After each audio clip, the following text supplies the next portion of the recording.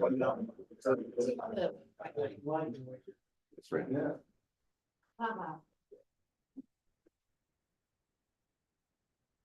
morning, everyone. Welcome to the Select Federal Natural Resources Committee meeting. Appreciate you being here in wonderful Rock Springs. This is my part of the world, and I'm excited to show it off to everyone. Welcome to those that are attending virtually, those that are live right now, and those that will view this in the coming days that couldn't be on at this time. We are live, aren't we, Clarissa? All right, thank you. Let's go ahead with the roll call then.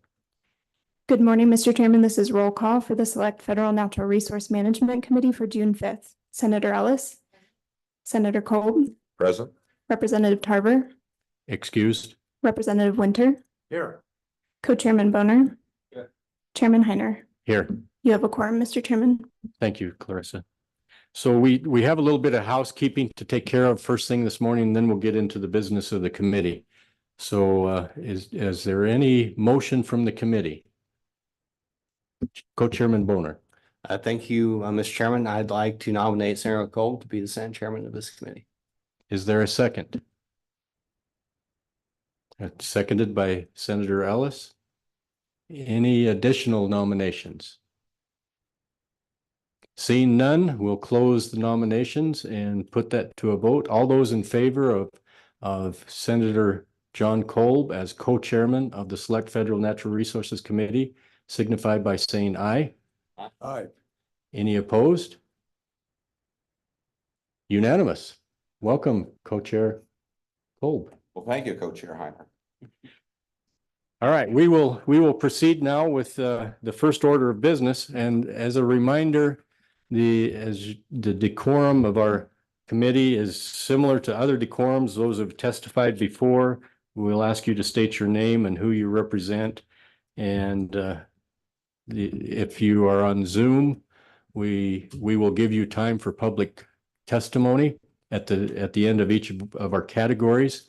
We appreciate those that cannot be here that are still willing to provide testimony and provide input to our committee. This is although it's a small committee, it's a very important committee for the state of Wyoming. Federal resources and the resources of the state are important to the economy of Wyoming. It includes oil and gas and minerals extraction, coal and minerals, recreation, grazing, and just so many facets of the state. So it is important that we have a collaborative effort between our federal agencies and the state of Wyoming. So we appreciate you all being here. We appreciate you working with this committee and with the state. And as we manage these resources, we're here within the state. So we will begin with the Kemmerer Ranger District update.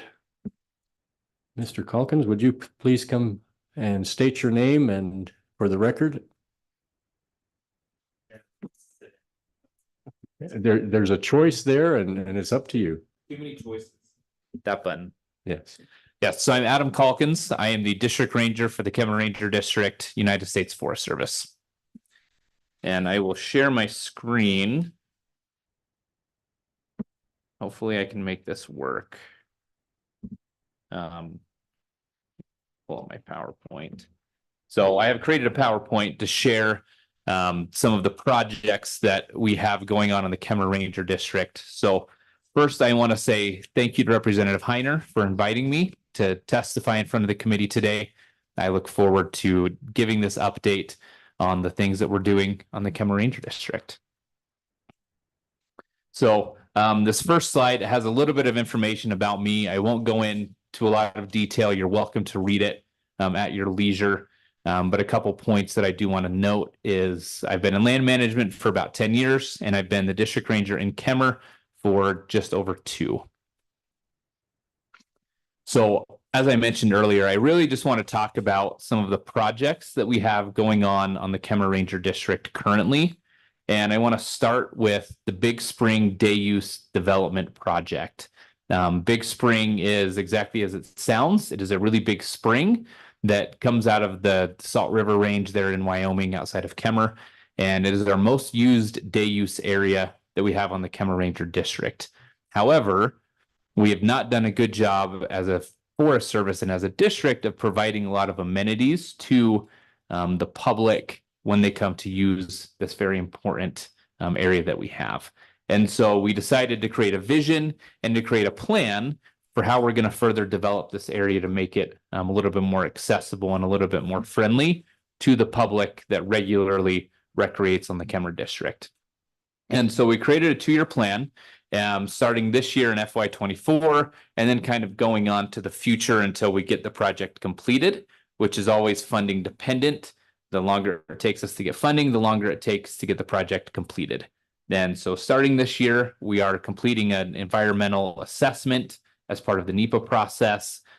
We've changed the way that we're doing our environmental assessments here on the Kemmer District to make them a little bit more effective and to be able to get through that process a little bit quicker than we have done in the past. We have a field visit on June 27th, and then, as always, trying to look and secure that funding. And then going on into the future is we hope to sign that NEPA decision late this year or early next year, and then again start implementing the project as soon as we have the funding to allow us to do so. So what exactly is the stay use area going to look like? We have a rough idea. We call it our proposed action, where this is our proposal, always subject to change, but this is what it looks like as of today. And as you can currently see, the road coming down with that weird oval shaped parking lot. And so we want to expand that parking lot. The current parking area is always too full. And so we want to make it a little bit bigger, as well as making it a normal parking lot shape, with the hope that that will alleviate some of our parking issues, because when you come in, you'll know where to park and where to go. We are putting in a vault toilet out there at Big Spring this summer. That will be taking place. We hope to put some picnic shelters, pavilions for the public there near the parking area, so that as they come and enjoy, they're no longer eating out of their side-by-sides or eating out of the tailgates of their trucks, but they're able to actually sit and enjoy a fire ring, enjoy some picnic tables in a nice covered location. That white line that you see there, that is a walking path from the parking area to the creek and then over up to the spring. We want to further develop that and actually make it ADA accessible through some sort of boardwalk. And then those other orange lines that you see are the existing walking paths around the spring. We just want to clean up and make a little bit more effective. Hopefully put some benches there so that, again, people can see the spring and the creek while they're have a nice place to sit down and enjoy that from. The next project that I want to discuss today, and this is our big project that we have going on the Kemmer Ranger District right now, is the Commissary Ridge Backcountry Hiking Trail System Rehabilitation. So we have over 180 miles of backcountry trail system on the Kemmer Ranger District that has not seen a trails crew for probably over 20 years. And so the condition of the trail is not very good. So we are working with several partners, and I'll talk about who those partners are in a few slides, to rehabilitate this entire trail system. And it's going to be quite the undertaking to rehabilitate 180 miles of trail. As you can see, the current Commissary Ridge Trail is about 40 miles, all the way from Blue Jay all the way up to Tri Basin, and then 31 connecting trails, 15 trailheads, for a total of 180 miles of trail. And you can see all of that on the map there. And so, again, we created a plan for how we're going to try and tackle this pretty large undertaking of fixing 180 miles worth of trail system. And so goal number one is, we felt in order to fix the trail system, we have to know what it actually looks like and what the true condition of the trail system is. And so that is why we're conducting a full inventory of all 180 miles of trail system this summer. We're starting here in a couple weeks, and it's going to be running into September to allow us to get then complete that entire inventory. Goal number two, we are conducting maintenance and doing NEPA on several trailheads. Roaring Creek, Little Bear, and Schaefer Creek, we are conducting maintenance on, planning to do that this summer. And then in future, then we're working on NEPA for several other projects and other trailheads, including Roaring Creek Phase 2, which will allow us to then have more trailer parking, more parking for equestrian users, as that's a large user group for this trail system. And right now there's no place for them to park. So we want to add access for that. We want to move our Hams Fork trailhead. It's in a really bad spot. And again, it doesn't allow for equestrian and trailer use at the current trailhead. So those are little parts and pieces of what we're working on with this trail system. And then we hope that next year we will be able to begin actually cleaning up the entire trail system, which is going to take some years to be able to do. And so some of the partners that we're working with on this project, we have Friends of the Bridger Teton, who's a very large partner on many things that we are trying to do. But this is one project specifically. We have Wyoming Pathways, who is a trails nonprofit based out of Lander, who is helping and assisting on this project, and they're one of our big partners. We have Tread Lightly, who is an OHV nonprofit, who's assisting with a lot of our front country work. They're helping with a lot of our trailheads and our trailhead maintenance. And so we're excited to have them as part of this project as well. And then SWAT, who many of you are familiar with as well, is also assisting us. And so the last question I always get asked is, how much is this going to cost you? 180 miles of trail is a lot. It's a big task. How much is it going to cost?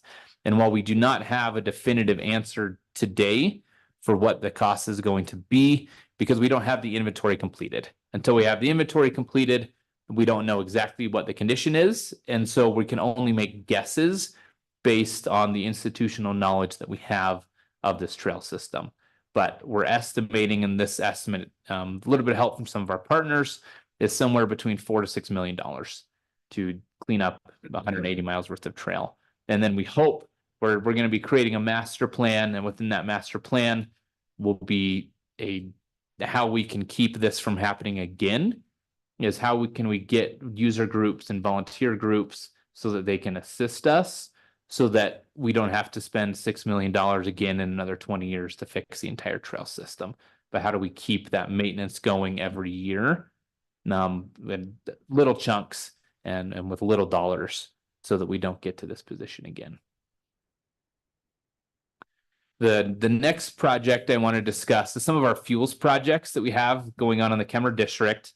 So last year we accomplished 96 acres of fuel rearrangements within the LaBarge district, or within the LaBarge drainage area. We surveyed about 125 miles, or about 1,000 acres, for 5-needle pine. White bark pine falls into the category of 5-needle, which is now listed threatened and endangered species. And so we have to account for that as part of all of our actions on the forest as well.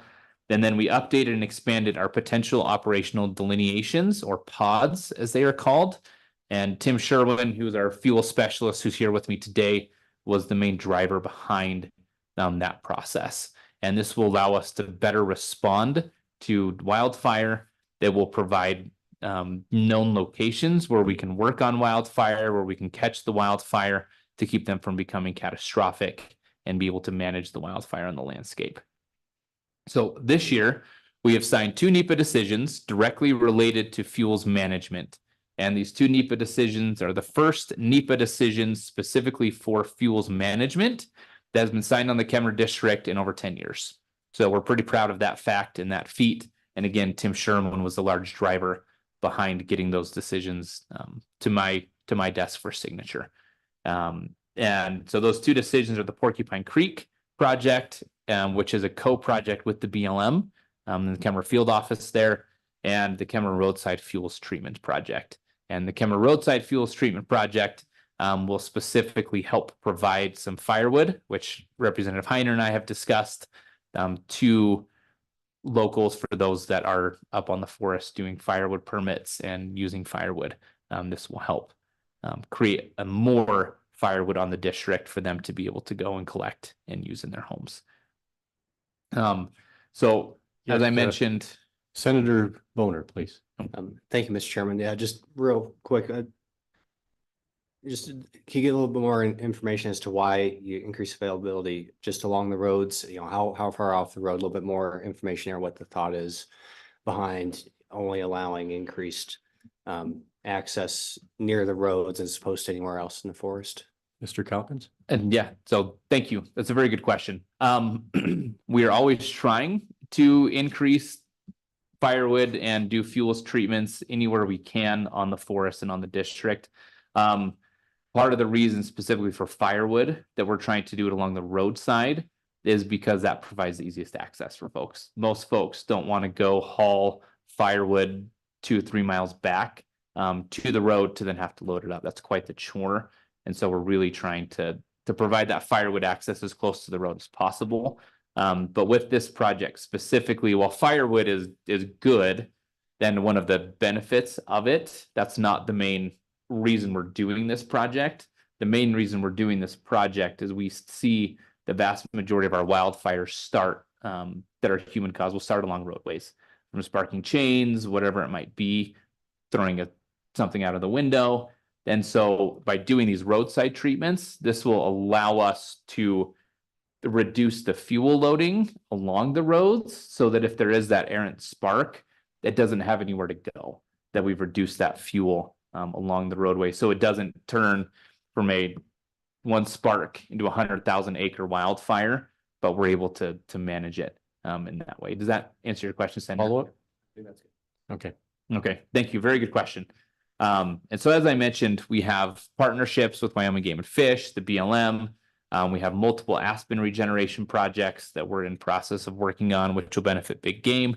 We hope actually later this week to begin doing some prescribed burns up along the Hams Fork area. Then we hope to be able to burn about 200 acres worth of dead fuel and understory out of several units along the Hams Fork. So fingers crossed the weather holds and we're able to get some burning done this week. The last project that I want to discuss, and this is another one of our big projects. So we started this in 2022 after I came on as the district ranger in Kemmer, and this is our outdoor discovery day. When I came, I found we didn't really have a good mechanism for public outreach on the district, and we certainly weren't getting into the schools, and we weren't reaching out to the youth and children specifically in the Kemmer area. And so we decided to start Outdoor Discovery Day, where we bring together a bunch of nonprofit partners. No, battery's running low. I better hurry up. A bunch of outdoor nonprofits to share this information with the youth. Some of the nonprofits that we've had include Lead Free Sporting Wyoming. We've had Wyoming Wildlife Federation that's been out. We've had the National Park Service that has assisted. Wyoming State Parks has come and assisted. Game and Fish has been there. And this has been a very well-received event in the local community. This will be our 3rd year. Our first year, we had about 140 attendees. We had over 180 attendees last year. We hope to have even more this year as we're continuing to expand the number of partners that are coming to assist with the event. And we hope to expand our marketing to actually some of the surrounding communities of Cokeville, LaBarge, even down to Rock Springs and Evanston, in the hope that we can get some of the children and youth from these communities to come and participate. And we've really tried not making it we don't want it to be another outdoor expo, that we've really kept it away from that and really kept it towards outdoor education through events, that every booth that is there, every table has to have some sort of event for kids around the mission of their organization. And I think that's what's helped make it a success, is it's not just, okay, let's go from table to table and get a couple flyers and move on, but there's engaging activities for the children and youth to experience what it might look like and what these organizations do. And then the very last slide that I have here is just some important dates. And I wanted to put these out here because I want to invite the committee or any members of the committee to come and spend time with us on the Kemmer Ranger District. You are always welcome to come and experience what we do out on the ground. And so I have some of these dates here. A couple of those are coming up on June 25th. The Hams Fork Trailhead, Big Spring rehabilitation site visits. We have a Roaring Creek site visit, which is again to expand a trailhead in a parking lot. Tread Lightly is bringing a veterans trail crew out to work on the Kemmer Ranger District to clean up some of our trailheads. And my computer just died, which we're very excited about. And then we have on September 7th is our Outdoor Discovery Day. And so again, everyone is welcome to come and attend to that. Any one of those dates on that calendar there. We'd love to have you. So just let me know if you want to come out and attend. So with that and a dead computer, I will conclude. So thank you very much. Thank you, Mr. Calkins. It looks like just-in-time planning to have that computer last just right to the very last slide. Committee members, any questions for Mr. Calkins? Co-chair Cole. Thank you, Co-Chair Heiner, Chairman Heiner. Deputy Ranger Calkins, I guess, how do you advertise to the public to tell them that there's firewood available or whatever other activities you're doing? What's your strategy there to get the word out to people so we and don't end up with firewood on the side of the road that could probably burn? Just could you elaborate on that? Yeah. Mr. So Calkins, Chairman. yes. Oh, sorry. Yes. So that's a great question. So we always do we do press releases from the supervisor's office in Jackson. We try and get that posted on the local Facebook page. And then when people come in to buy their firewood permits at the office, we actually have maps that show where the best locations to go for firewood are on the district. And we try and direct people to go to those locations. And those are the big ways that we try and get that firewood off of the road so it doesn't just sit there for years and years, since we're trying to not have fuel sitting on the edge of the road. That's the purpose of the project. So we direct people to those locations that we would like them to, it would be the easiest access, and that we would kind of have preference where they go. Does that answer your question? Follow up? Thank you, Mr. Chairman. Just anything new? I mean, you've been doing that. I guess I'm kind of wondering if you're trying a new strategy to maybe get the word out in a different way.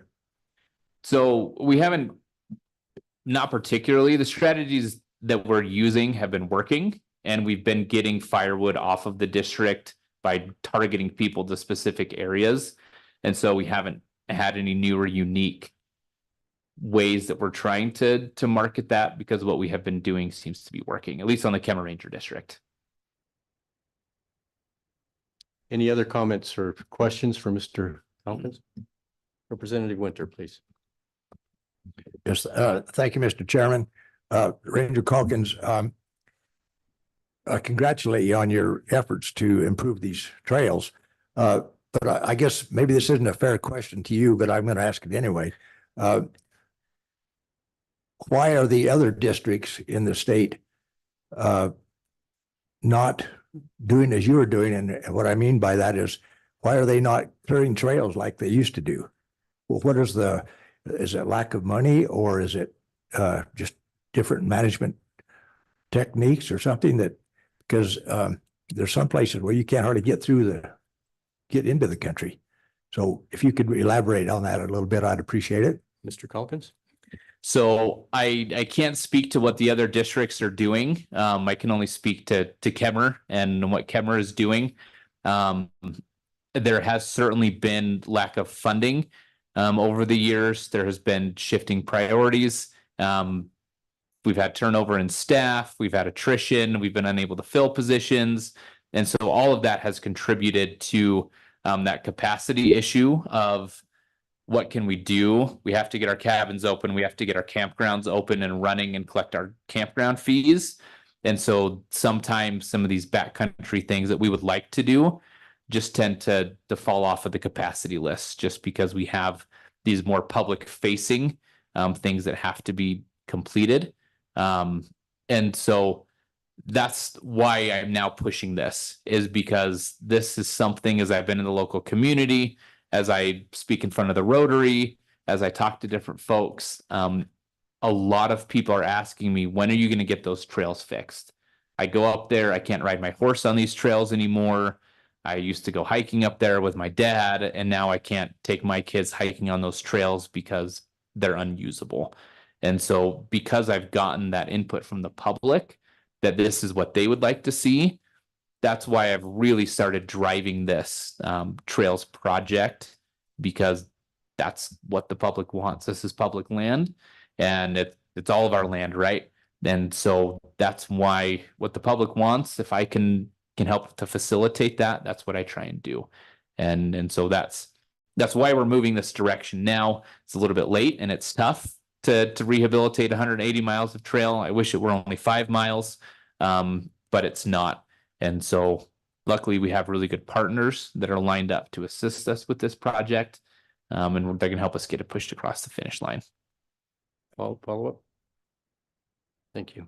Any other questions? Co-Chair Kolb. Thank you, Chairman Heiner. Just, I kind of forgot about this question, so I'll ask it now. Good Neighbor Authority. Have you have the ability to use that to, I guess, use your dollars in a more efficient way? I mean, what is that situation up there with you? I mean, could you elaborate on, can you do it? Or is there something holding you back from using that program? Or maybe it's something that you didn't collaborate with before. I just don't know. Thank you, Mr. Chairman. Mr. Culkin. Yeah, so that is a very good question. So I am not the most familiar with the Good Neighbor Authority. It's not something I've done a lot of research into and done a lot of work with. I know we have 2 deputy regional foresters that are following behind me that are here to speak specifically to Good Neighbor Authority. And so I will let them speak to that before I say something I shouldn't. So, but I can certainly do more research into that to be able to answer that question. But it's not something I've done a lot of research into at this point. And Mr. Calkins, it may be an opportunity to expedite some of this project work that you have envisioned as you go through the Good Neighbor Authority and the state contracting policies. It may move it forward a little faster and hopefully a little cheaper too. So this is something that we advocate here, and we've expanded our Good Neighbor Authority in this last legislative session, hoping that we would utilize it more because it has had some very, very good results. So thank you. Yeah, I'll absolutely look into it and get more information, and I can get back to you if you want or not once I get that information. Any other questions? I have a couple, Mr. Calkins. The forest health is very important to the state of Wyoming. And it's something that, the last few years or about a decade ago, beetle kill was very detrimental to our forest. So I'm sure you're watching that very closely as the drought situation is fluid. Is that something that you're worried about right now? Is beetle kill entering or continuing to devastate our forest, or do we have an upper hand on that at this time? So that's again another very good question. The Kemmer Ranger District has been lucky in that it has largely been spared a lot of the beetle kill infestations that we've seen on some of the other forests in the state of Wyoming and in some of the northern districts of the Bridger Teton, specifically the Black Rock area has had a lot of beetle kill in the past. It's always something that I'm paying attention to and always something that we're looking at. At this point, while we're always looking at it as a concern, it doesn't seem to be something that that I'm really worried about in the Kemmer Ranger District at this time. It seems like we're quote unquote out of the woods for a short time anyway on the Kemmer Ranger District. So yeah, I'm not particularly worried about in our district, but that's why we're trying to do a lot of these fuels treatments. We have 3 active timber sales in the Kemmer District right now that are doing thinning and fuels reduction, timber reduction taking place on those timber sales that we have right now. We have 2 more timber sales that we are working on, hopefully getting out to contract soon in the next year. And so the Kemmer Ranger District right now is actually the leader on the Bridger Teton in timber sales and timber production on the forest as a whole. And Mr. Calkins, where are those timber sales that you mentioned, those 3 that you're working on? Yep. So the bulk of those are up to Hams Fork. Okay. All right. Thank you. And going back to your commissary trail system, Mr. Calkins, for over 30 years, my family and I have been going up to Alice Lake. And when we first started going up there decades ago, you had to go early in the week to be able to even get a camping spot. It was so full, more than 100 people up there at a time. Hobble Creek Campground, you couldn't find a parking spot there. And it was very, very well maintained and utilized. And we love to utilize for recreation the forest. That's one of the main draws to living in Wyoming, is being able to utilize it. But now when I go up there, I can have the whole lake to myself for a week. Yep. Very sparsely utilized. Very few people come up there and enjoy that, which is great for me. But you know, as we promote recreationism and tourism, we got to find out why people are not being drawn to these sites. I have my own theories. You know, we used to have camp hosts there, and we used to have people that were maintaining. And you go up there to Alice Lake now, the picnic tables are all falling apart, and it's just a lot different. So is that something that you're aware of and that you're working towards, that we can manage to improve the access and resources so that people utilize these as they have in the past? Yes, so that is very much something that I'm aware of. I love Lake Alice. It is my favorite place in the Cameron Ranger District. Fantastic. Don't advertise. Cutthroat trout, terrible cutthroat trout fishing. Don't ever go there. But it's a wonderful place. I love going to Lake Alice myself. I've taken my two oldest on their first backpacking trip, was the 1.5 mile hike up to Lake Alice, and spent time there. So it holds a special place in my heart, even though I haven't been around in this area for very long. But anytime you take your kids on their first backpacking trip somewhere, that holds a little special place for you. So yes, I am aware of that we're not getting the use there that we have seen in the past. We hope, as part of the Commissary Ridge Trail system, to kind of answer your question in a few different ways, we recognize that if we clean up and fix 180 miles worth of trail, that's really nice, but it doesn't do you much good if nobody uses it. And so we are working on several different, or trying to come up, excuse me, trying to come up with several different plans for how we're actually going to start marketing this trail system once it's fixed. And we actually want to start getting ahead of that now as well. And so we're going to start having some public meetings over the next 8-9 months, where we're getting out in front of communities, both small communities, LaBarge, Cokeville, Kemmer, and then bringing that down to Rock Springs and Evanston as well, because we do get a lot of use from these communities. The number one actually follower of the Bridger Teton social media is actually Sweetwater County. And so we recognize there's a lot of use coming out of Sweetwater County, and we need to make sure we're talking to those folks and letting them know what is available on the district. I think there's been a lot of change in the type of recreation that people are doing. We see a lot more campers. We see a lot more side-by-side traffic than we used to see. Hobble Lake or Hobble Campground is not conducive to hauling a big trailer or a fifth wheel down there, just because of the road conditions. And we can only do so much with all those road conditions. And so that changing face of recreation and how people are using the forest has changed where people are going and what they're doing. As we see less people camping in tents, campsites that are really only tent access just don't have the use that they've had in the past. So we very much recognize that. We actually have several projects. 4-H wants to fix up the tables at Lake Alice for us to restore those. Looks like we won't be moving forward on that this year, but next year we will be. We have bear boxes that we want to install at Lake Alice as well, that again, we recognize both the changing landscape of recreation and the need to market the Kemmer district so that we get people there. We don't even have vehicle use data on the district, as an example. The most recent data I have is from 2010 in vehicle use data. That's nice, but it's not very current. And so it's hard to make plans on 15, 16-year-old data.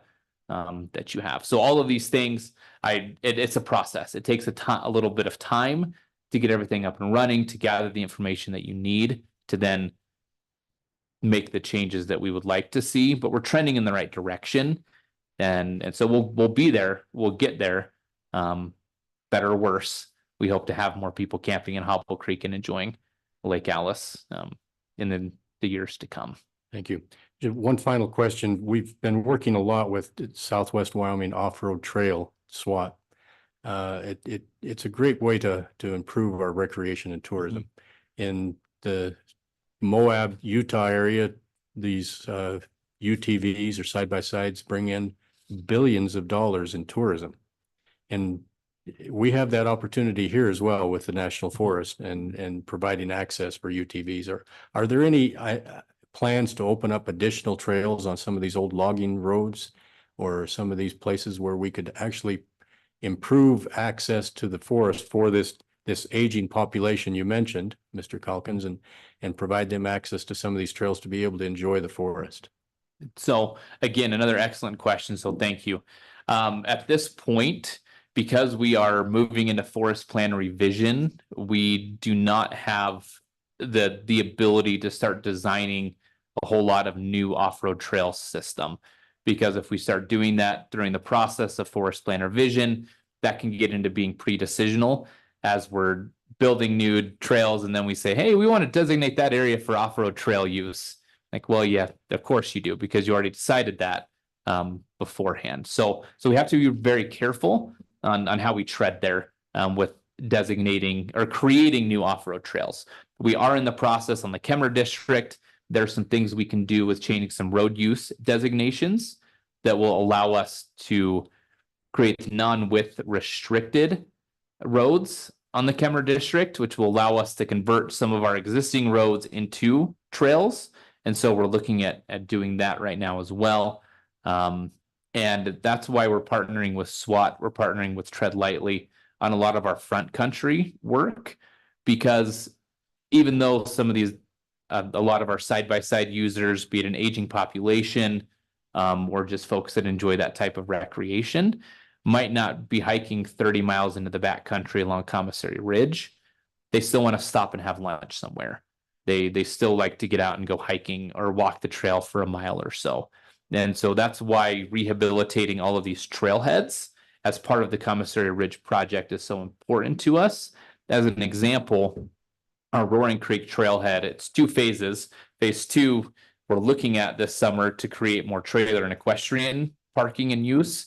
Phase 1, we're actually going to be finalizing and finishing that part up this summer in partnership with Tread Lightly, because we're going to be putting in picnic tables into an area that hasn't had them before, because we recognize people want to stop, they want to have lunch.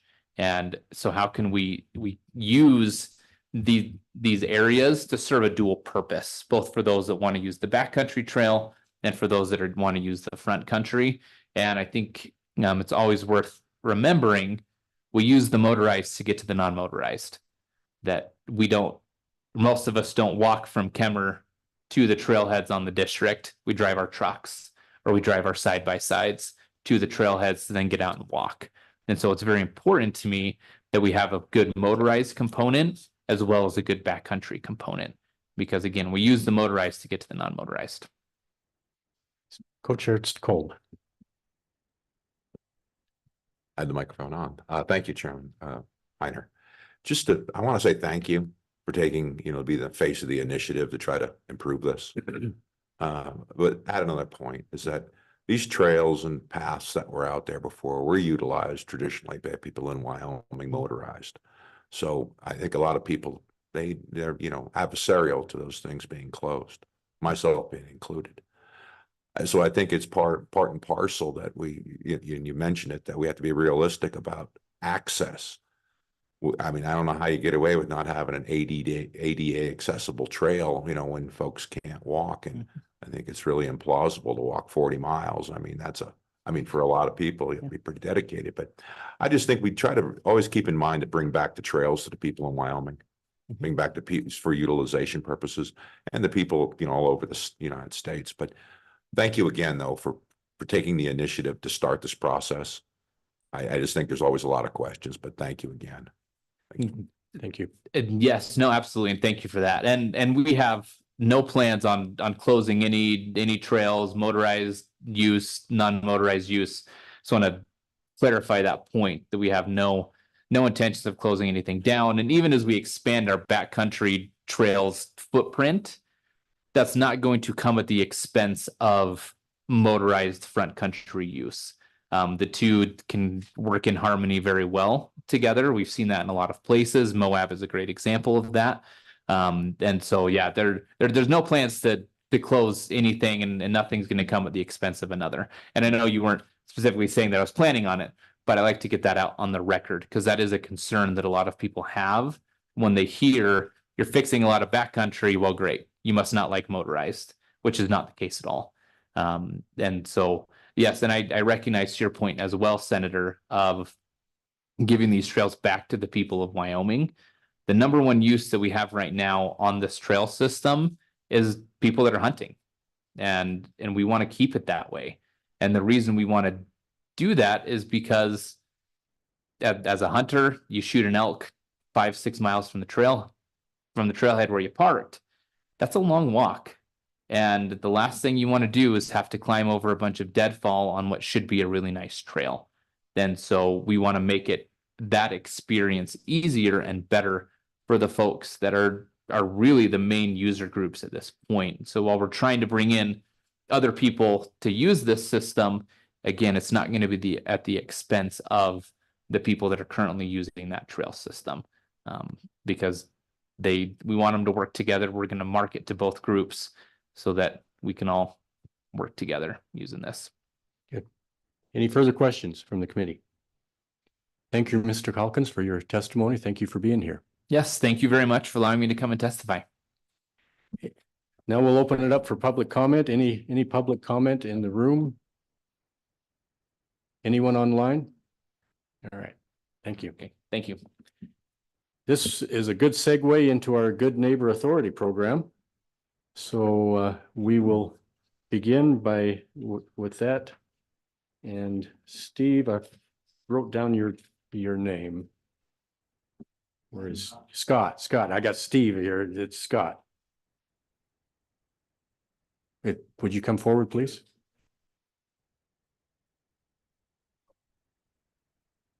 Yes. Please introduce yourself for the record and state your position and who you're with.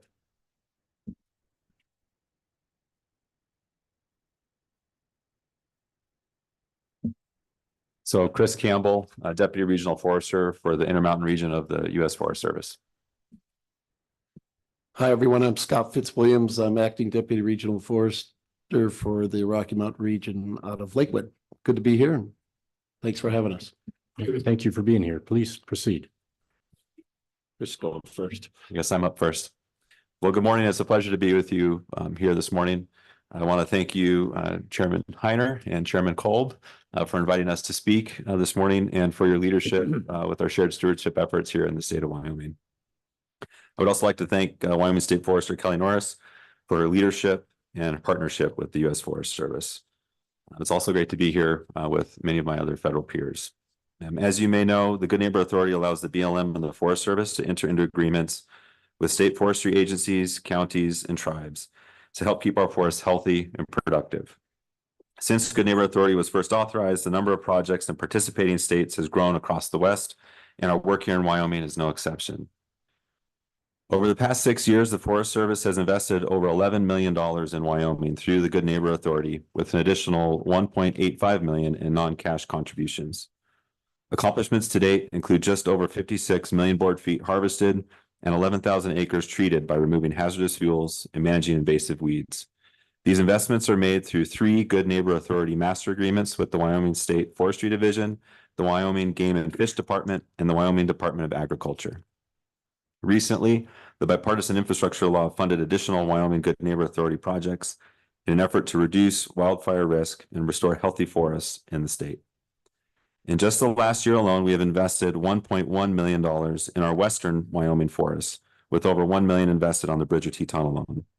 These investments are in support of the forest's recently completed 10-year vegetation management plan, making progress towards the agency's 10-year wildfire crisis strategy. When completed, the forest 10-year plan will result in the estimated removal of almost 140,000 tons of biomass and conducting fuels treatments on 77,000 acres. Recent timber sale accomplishments through the Good Neighbor Authority include over 12 million board feet sold in western Wyoming, which includes 1.1 million board feet sold through 3 timber sales on the Bridger Teton and 11.1 million board feet sold on the Evanston Ranger District of the Uinta Wasatch Cache National Forest. These sales directly supported the South and Jones Mill in Beartown, Wyoming. Additionally, there are 30 active contracts currently in progress covering 4,700 acres, which will result in an additional about 13 million board feet in timber harvested in the coming years. These timber sales and our Good Neighbor Authority work in Wyoming were essential in helping us exceed our regional timber target this last year, fiscal year 2023, where our Intermountain region sold over 125% of our regional target.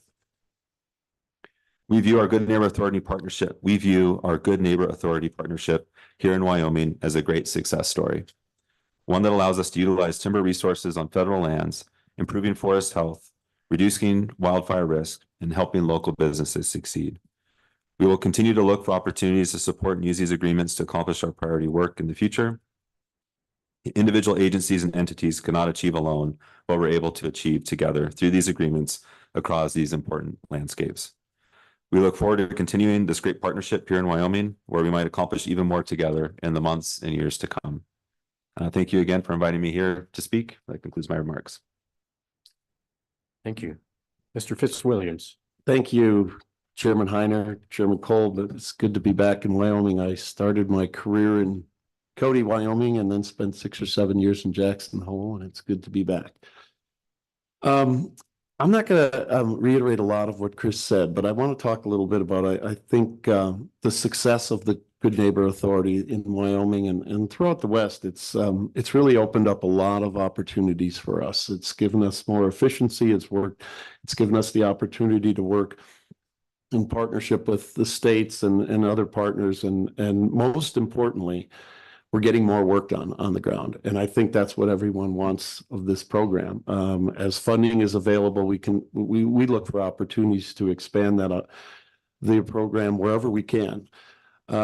Specifically, we've had a lot of questions about where else can we use Good Neighbor Authority. Obviously, we emphasize a lot when it comes to fuels and timber harvest and things that, as you pointed out, Chairman, the efforts to maintain healthy forests. But we're also seeing opportunities and expanding opportunities for rangeland management and working with GNA projects within the rangeland program and improving rangelands. That's primarily around noxious weed management and restoration, post-fire restoration. But we see that as an opportunity I think we could look forward to in the future to expand. Another area that we haven't done GNA work in and done GNA project in, but we think there's an opportunity is in the area of reforestation. There's additional funding that's been made available the last several years for reforestation. So it's an area that whether it's Wyoming or other states around the West, we'll look to see if we can model those in Wyoming to invest in reforestation efforts. Major success and accomplishments are getting done under the Good Neighbor Authority in Wyoming.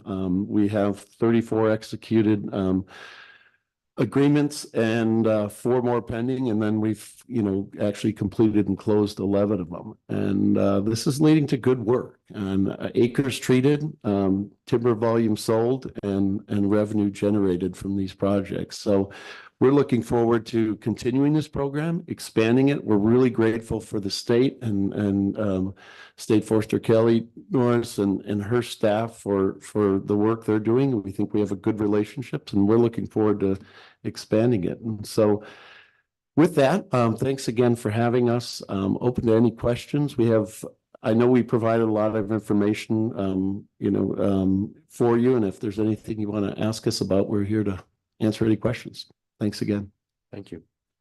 Committee, any questions for Senator Boner, please? Thank you, Mr. Chairman. I appreciate your mentioning some of the other, I guess, types of GNA projects you can do other than, fuels management and timber sales and things like that. I think we're familiar with, the cooperation you have with our state forester on those projects. What are other examples of other entities that you work with through the Good Neighbor Authority program, maybe for things like rangeland management? I know that there's other options out there. Can you just tell us Sure. what they are? Deputy Director Fitzwilliams? Sure. Primarily the Good Neighbor Authority that we used in Rangeland has been for noxious weed treatment. And so I don't have, I could probably find for you the specific projects we've done.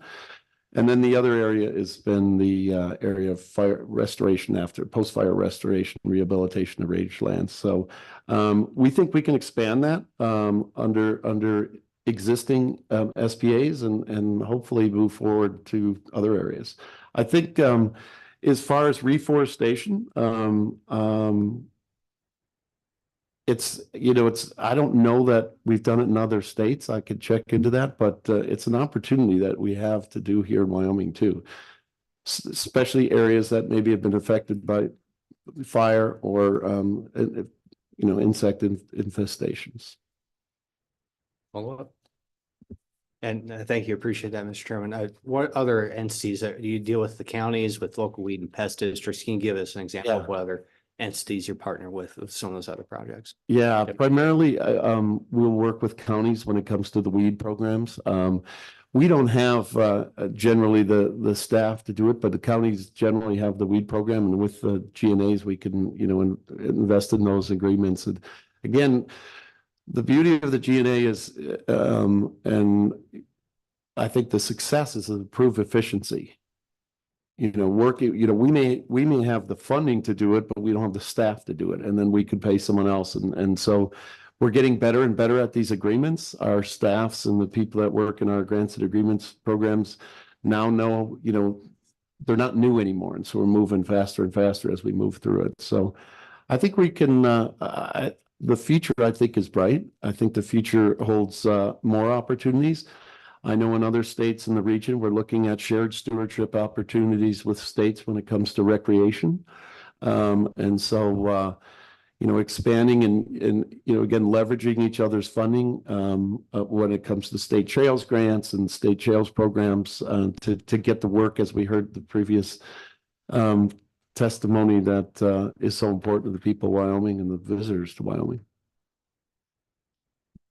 Any further questions? Yes. Co-Chair Kolb, please. Thank you, Chairman. Generally, the GNA Authority, I think it's critical that we try to utilize that as much as possible. And it's more than just, I guess, what we're currently talking about. Legislatively, we need to show success and buy-in, and I think those are the key points. So I think it's critical that we do as much as we can with this as soon as we can to show that it works. So I just wanted to add that, Mr. Chairman. Thank you. So, Deputy Director, I have one question.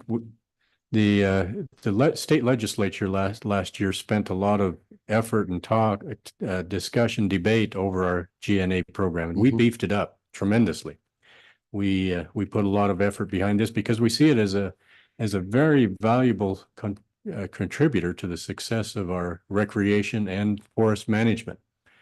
But we realize that Wyoming doesn't have all the answers. And we look to other states and to your organization, how we can utilize this GNA.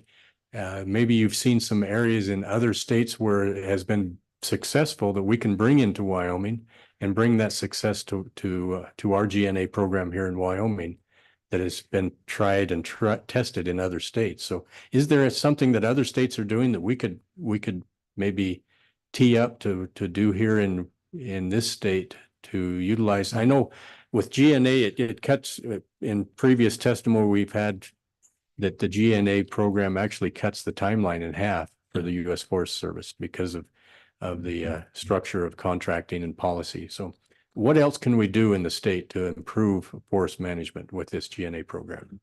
Anything in Idaho or you know? Yeah, no, thank you, Chairman, for that question.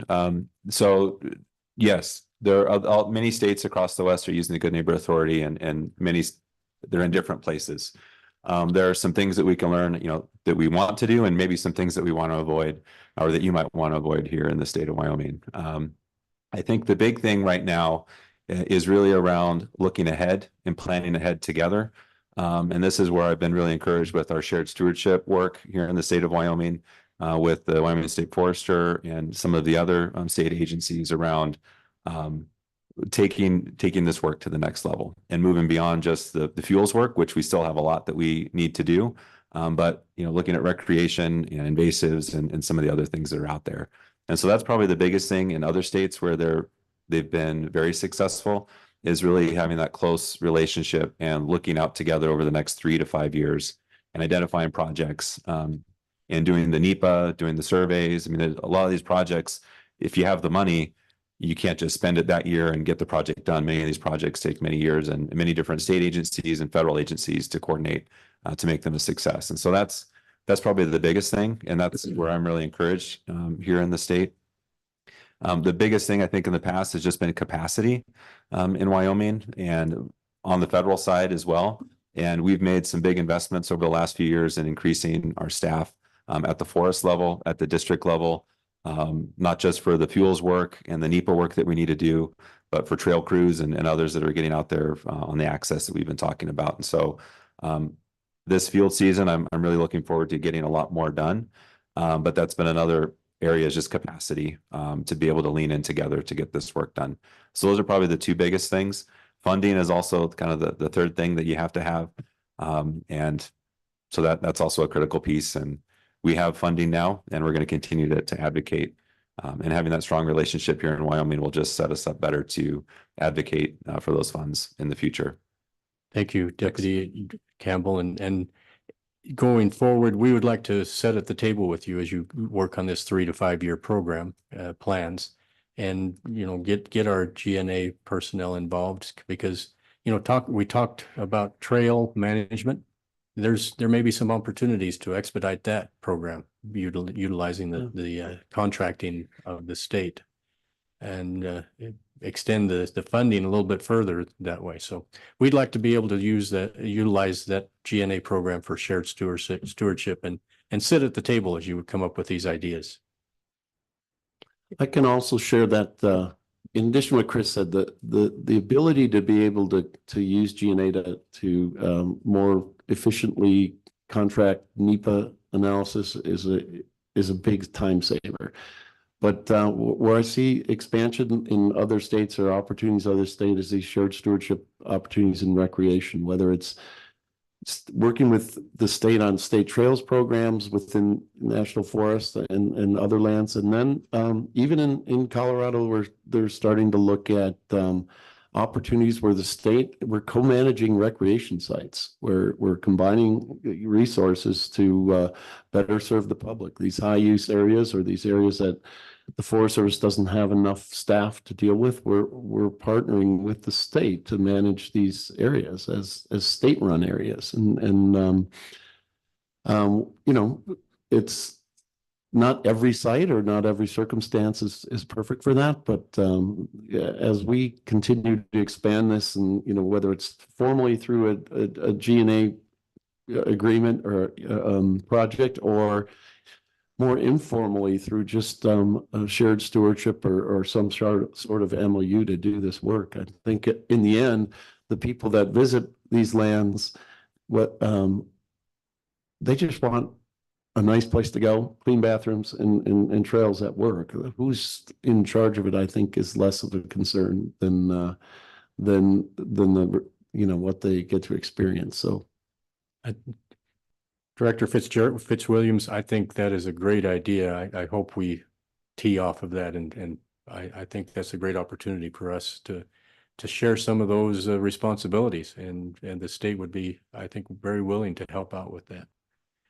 Senator Boner, please. Yeah, thank you, Mr. Co-Chairman. And along those lines, I mean, I think that's really something I'm interested in learning more. And so, I mean, could you tell us just a little bit more about how that works in Colorado? Is that through their state parks department? Is it the same as what we're familiar with timber sales, where we're using 100% federal funds, and maybe we're just, using the state entity to make things, move a little bit smoother. How's that work? Who pays for what, and who are you working with? Yeah, I'll address kind of the forestry side and where we've emphasized a lot in fuels that my normal job is the forest supervisor on the White River in Glenwood Springs. And so the Good Neighbor Authorities we've done there on the forestry fuel side has where we've been most efficient and where the GNA authorities helped us the most is we're able to get the money to the state, and they're able to do either the work on the ground that we don't have the capacity to do.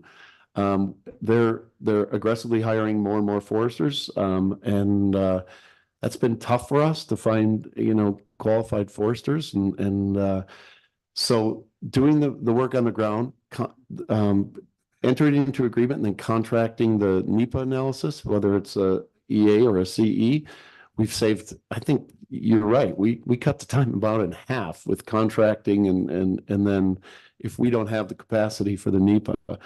So that's been most successful. I can speak to the work in Colorado, but on the recreation side, it's been, and I'm not as familiar with how the state trails program works here, but in Colorado, the working through state trails grants to work on national forests and get to those trails that were referenced on the Kemmerer district that we all have, that we haven't got to in a long time, and finally clearing them out. In that case, it's state funding, and then they, we're able to hire the state funded crews. We are entering into, some new horizons where we have a site in Colorado, kind of northwest of Vail, that we acquired. It's called Sweetwater Lake. We acquired it through a land acquisition and realized, wow, we don't really have any money or people to manage this. So we've entered into a MOU and we're working on the NEPA now to have it run as a state park. It'll be national forest, but they have right now the ability. They've through some legislation, there's a long-term funding source for their state park program, and so whether that can be successful everywhere, I think you really have to be careful. I think each spot is very individualized based on the constituency, but it's areas that we're continuing to do to, again, deliver the service to the public, deliver the experience to the public, and work and leverage resources. So hopefully we'll see more opportunities like that, throughout the West. So as a little bit of a tangent here, Director Fitzwilliams, what can you tell us about the old growth proposal for the Forest Service? Chris was going to handle that one. Okay. So the old growth amendment is something that the agency is doing agency-wide. Wyoming has been an outspoken stakeholder in this effort. I believe it's playing out over this year. I don't have the dates and things in front of me right now. I could get those for you, but I believe right now, a big issue has been the cooperating agency status for the counties, conservation districts here in the state of Wyoming. I understand that there have been a lot of conversations taking place between our Washington office, our national headquarters, and the state of Wyoming, and many of the county folks here. I don't know exactly how they're going to be included formally in the NEPA and everything that's going to be playing out later this summer. But that's, I guess, a real quick overview of what's going on. The goal is to have the old growth amendment for the forest plans completed by, I believe, January of this coming year. It's a very aggressive timeline, and we've been working, I guess I could speak for myself, at the regional level, working as sharing information as it comes into me with the Wyoming State Forester and others. But a lot of this effort is being managed out of DC, and so that's about all I know. And that, Mr. Campbell, that scares us a little bit that it's managed out of DC rather than here. But is there plans to have a comment period when the draft proposal is going to be? Yes. Yes, Chairman, I believe is it 90 days? Yeah. Yeah. And I believe later in June, July is when that would be initiated, is the current timeline that I'm aware of. Okay. All right. Thank you. Yep. Any further questions for the Forest Service? Seeing none, thank you very much. Thank you for having us. Now we have the BLM. Mr. Purdy and Mr. Archuleta, thank you for being here.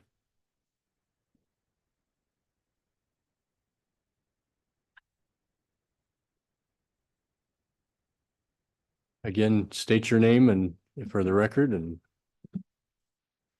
Andrew Archuleta, BLM State Director for Wyoming. Good morning. I'm Brad Purdy. I'm the Deputy State Director of Communications for BLM Wyoming. Chairman Heiner and Chairman Kolb and the rest of the committee really appreciate the opportunity to come and talk to you.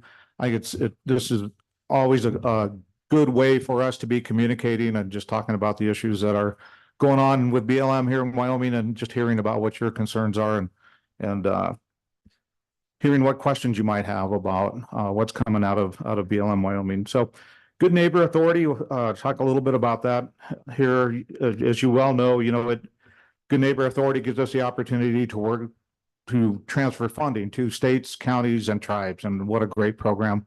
It's always great to be able to work that closely with partners. And I'm not going to say a whole lot here other than to say that, we do really support the Good Neighbor Authority program. There was a time there it kind of got pulled back within the BLM, but I think we are full bore and off and running now. We do have agreements with for fuels treatment and reduction with state forestry. I think we've got 3 or 4 agreements there. We have several agreements with Wyoming Game and Fish where we're looking at habitat restoration and wildlife habitat enhancement. We have an agreement with Lands and Investments, and then multiple counties across the state. And we actively use it for noxious weed control, noxious weed treatment with the county weed control districts. So that's a big area for us because in terms of fuels reduction on BLM administered lands, it's really a noxious weed problem in a lot of ways. And so we've been pretty happy with being able to do that. We are always looking for ways to expand that authority. Members of this committee had asked about whether we could use Good Neighbor Authority for our wild horse program. In terms of the gather side, so we have the gather side and we also have the long-term care side. And in terms of the gather side, we have looked into it. We just don't see a way to do that legally under that authority to allow the state to actually conduct a gather. We're still looking at some possible ways to support our holding facilities through Good Neighbor Authority. And you might not like the idea of that side of it, but what that does for us is it allows us to put more money towards gathers and just some flexibility there in terms of maintaining the numbers of horses that we maintain at our holding facilities here in Wyoming. So more to come on that, still looking into it. It was great to hear the Forest Service talk about potential opportunities with recreation in other areas. We're looking at that as well. I know a few states have ventured into that. A few BLM states have ventured into other areas such as recreation. So we're looking into it just to see how else is it being used and how can we expand it here in Wyoming. I really appreciate the state legislature supporting the Good Neighbor Authority because, like I said, it really does provide a great way for us to be working on the ground with state, county, and tribal entities, and it is a great program. So I'm not going to really go into any specifics here, but certainly open to questions that you might have. Mr. Purdy? Thank you, Mr. Chairman. I don't have anything to add. My boss got it. All right. That's good stewardship there. Committee, any questions for the BLM? Co-Chair Kolb, please. Yeah, thank you, Chairman. Specifically, what projects have you expanded in the state with the Good Neighbor Authority? And what new ones do you think you could expand into? I mean, with specifics, I mean, what are you thinking currently we could do to improve this? Thank you, Mr. Chair. Director? Chairman Cole, are you asking about expanding areas of use with the authority, or for example, I mean, right now, our primary use is fuels treatment, forestry, and noxious weed control. Those are the three areas where we're most active with Good Neighbor Authority. Are you asking what new projects might we have within those areas or other areas to expand the authority? Well, probably all the above. Very good. I don't have the specific projects that we currently have. I believe State Forester is going to talk a little bit about a few of the things that we have here, have going on together. We can definitely provide that to you. But where I see opportunities for expanding Good Neighbor Authority are areas like some of our restoration projects. You know, we have with Bill and Ira over about $25 million coming into restoration projects. And what a great opportunity to work with the counties, with the state, and potentially with some of the tribes on those projects. So that's it. I mean, it has been used for restoration. It seems like there's some opportunity there to increase it into stream restoration, and which ultimately a lot of that restoration work is related to sage grouse habitat restoration. So see some opportunities there.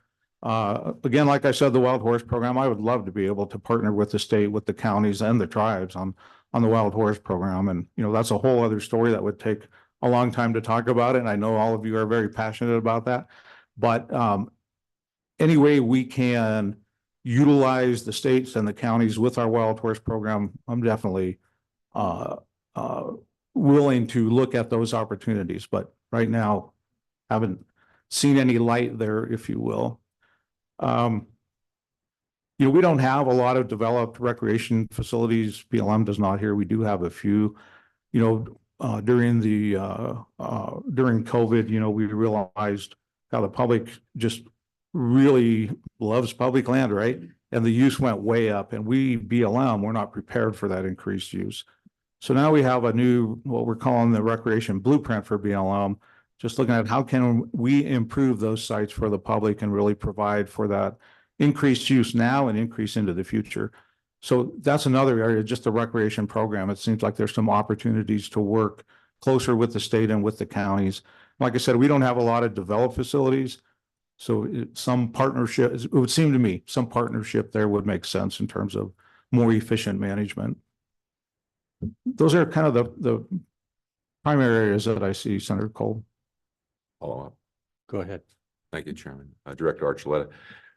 Is there any avenue that we could use Good Neighbor Authority to transfer the wild horses from the holding areas into the tribes? Is that an avenue that could be? I don't know. Do you have an answer for that? You have to get back to me. Thank you, Mr. Chairman. Director. Senator Cole, haven't looked into that specifically. You know, we're with the wild horse program, we are really putting a lot of focus and effort into it beginning. I mean, we always have, but we have a renewed effort to conduct gathers. Our goal this year across all BLM states is 20,000 horses off the range this year. So obviously that increases our need for holding capacity as well, which is kind of what you're getting at there. And if there's a way to do that, I would love to do that. You know, within the law, within the Wild Horse and Burro Act, we do have a requirement for looking at where those horses are going, what the long-term situation of that horse would be. So that's what we would have to look at with the tribes, and be happy to talk to you about that in more detail. So Director Archuleta, the Forest Service talked briefly about some MOUs that they have with other states to let the other states manage some of the recreation in these areas. And here in Southwest Wyoming, we've got some great opportunities for something like that. We got our sand dunes. We have some of these Adobe Town and the Boar's Tusk, all these structure that would make a great opportunity for increased tourism in this part of the country. Is that something that the BLM would be interested in is coming up with some MOU with the state so that we can maybe manage some of those assets for increased tourism and work with our GNA authority to do that? So Chairman Heiner, I think that's a great idea. I think that definitely has a lot of potential for expanding in that area with co-management, or just handing over management in some cases, through an MOU. But recreation specifically, under the blueprint document, one of the things that we, BLM Wyoming, will be doing is going out with a planned meeting in the fall, a stakeholder involvement meeting to go over that blueprint and get ideas about how we might implement it. And I think what you're talking about is exactly the kind of thing that we want to be discussing at that meeting. The state held a similar recreation forum or something like that here in Casper, and had been our intent to join them in that meeting and talk about the blueprint document and other ways to expand our management of recreation, but just weren't able to do it then. So looking for something in the fall, and I'm hoping, well, those topics will come up that you're talking about.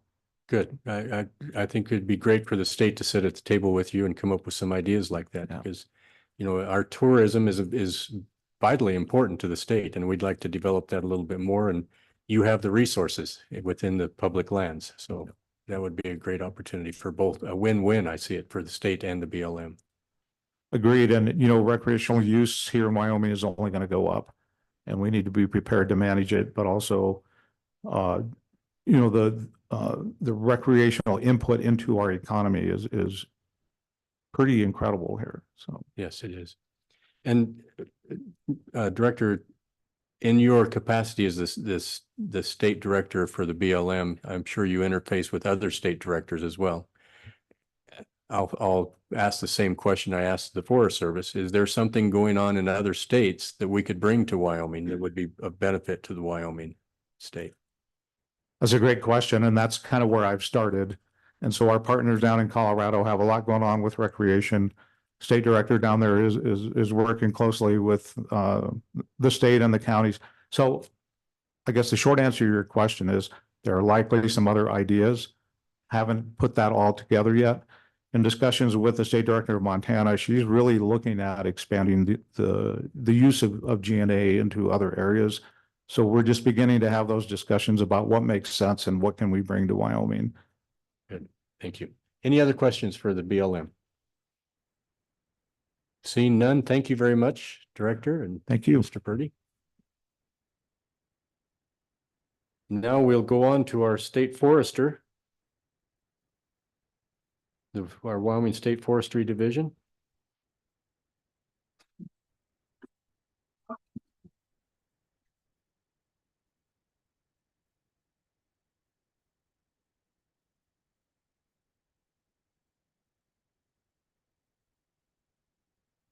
Go ahead, please proceed.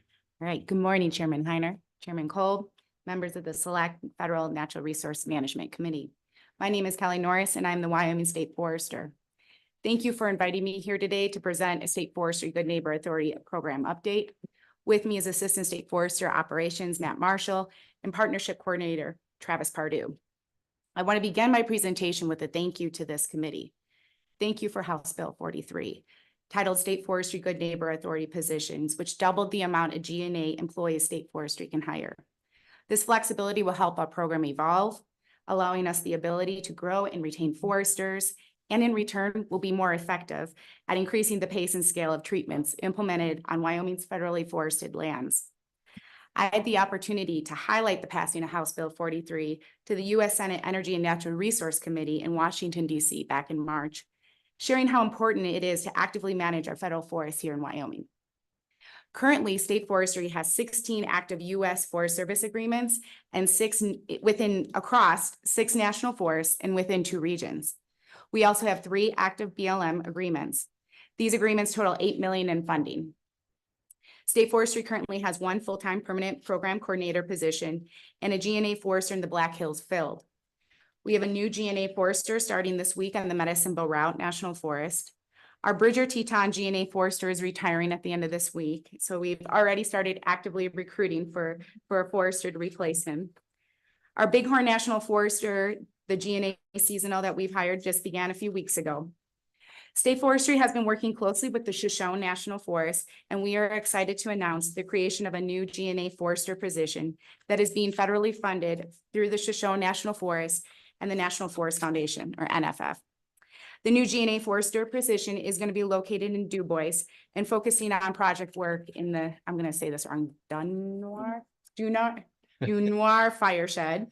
After finalizing this new agreement with funding in hand, we plan to be advertising for this new position probably within this next month.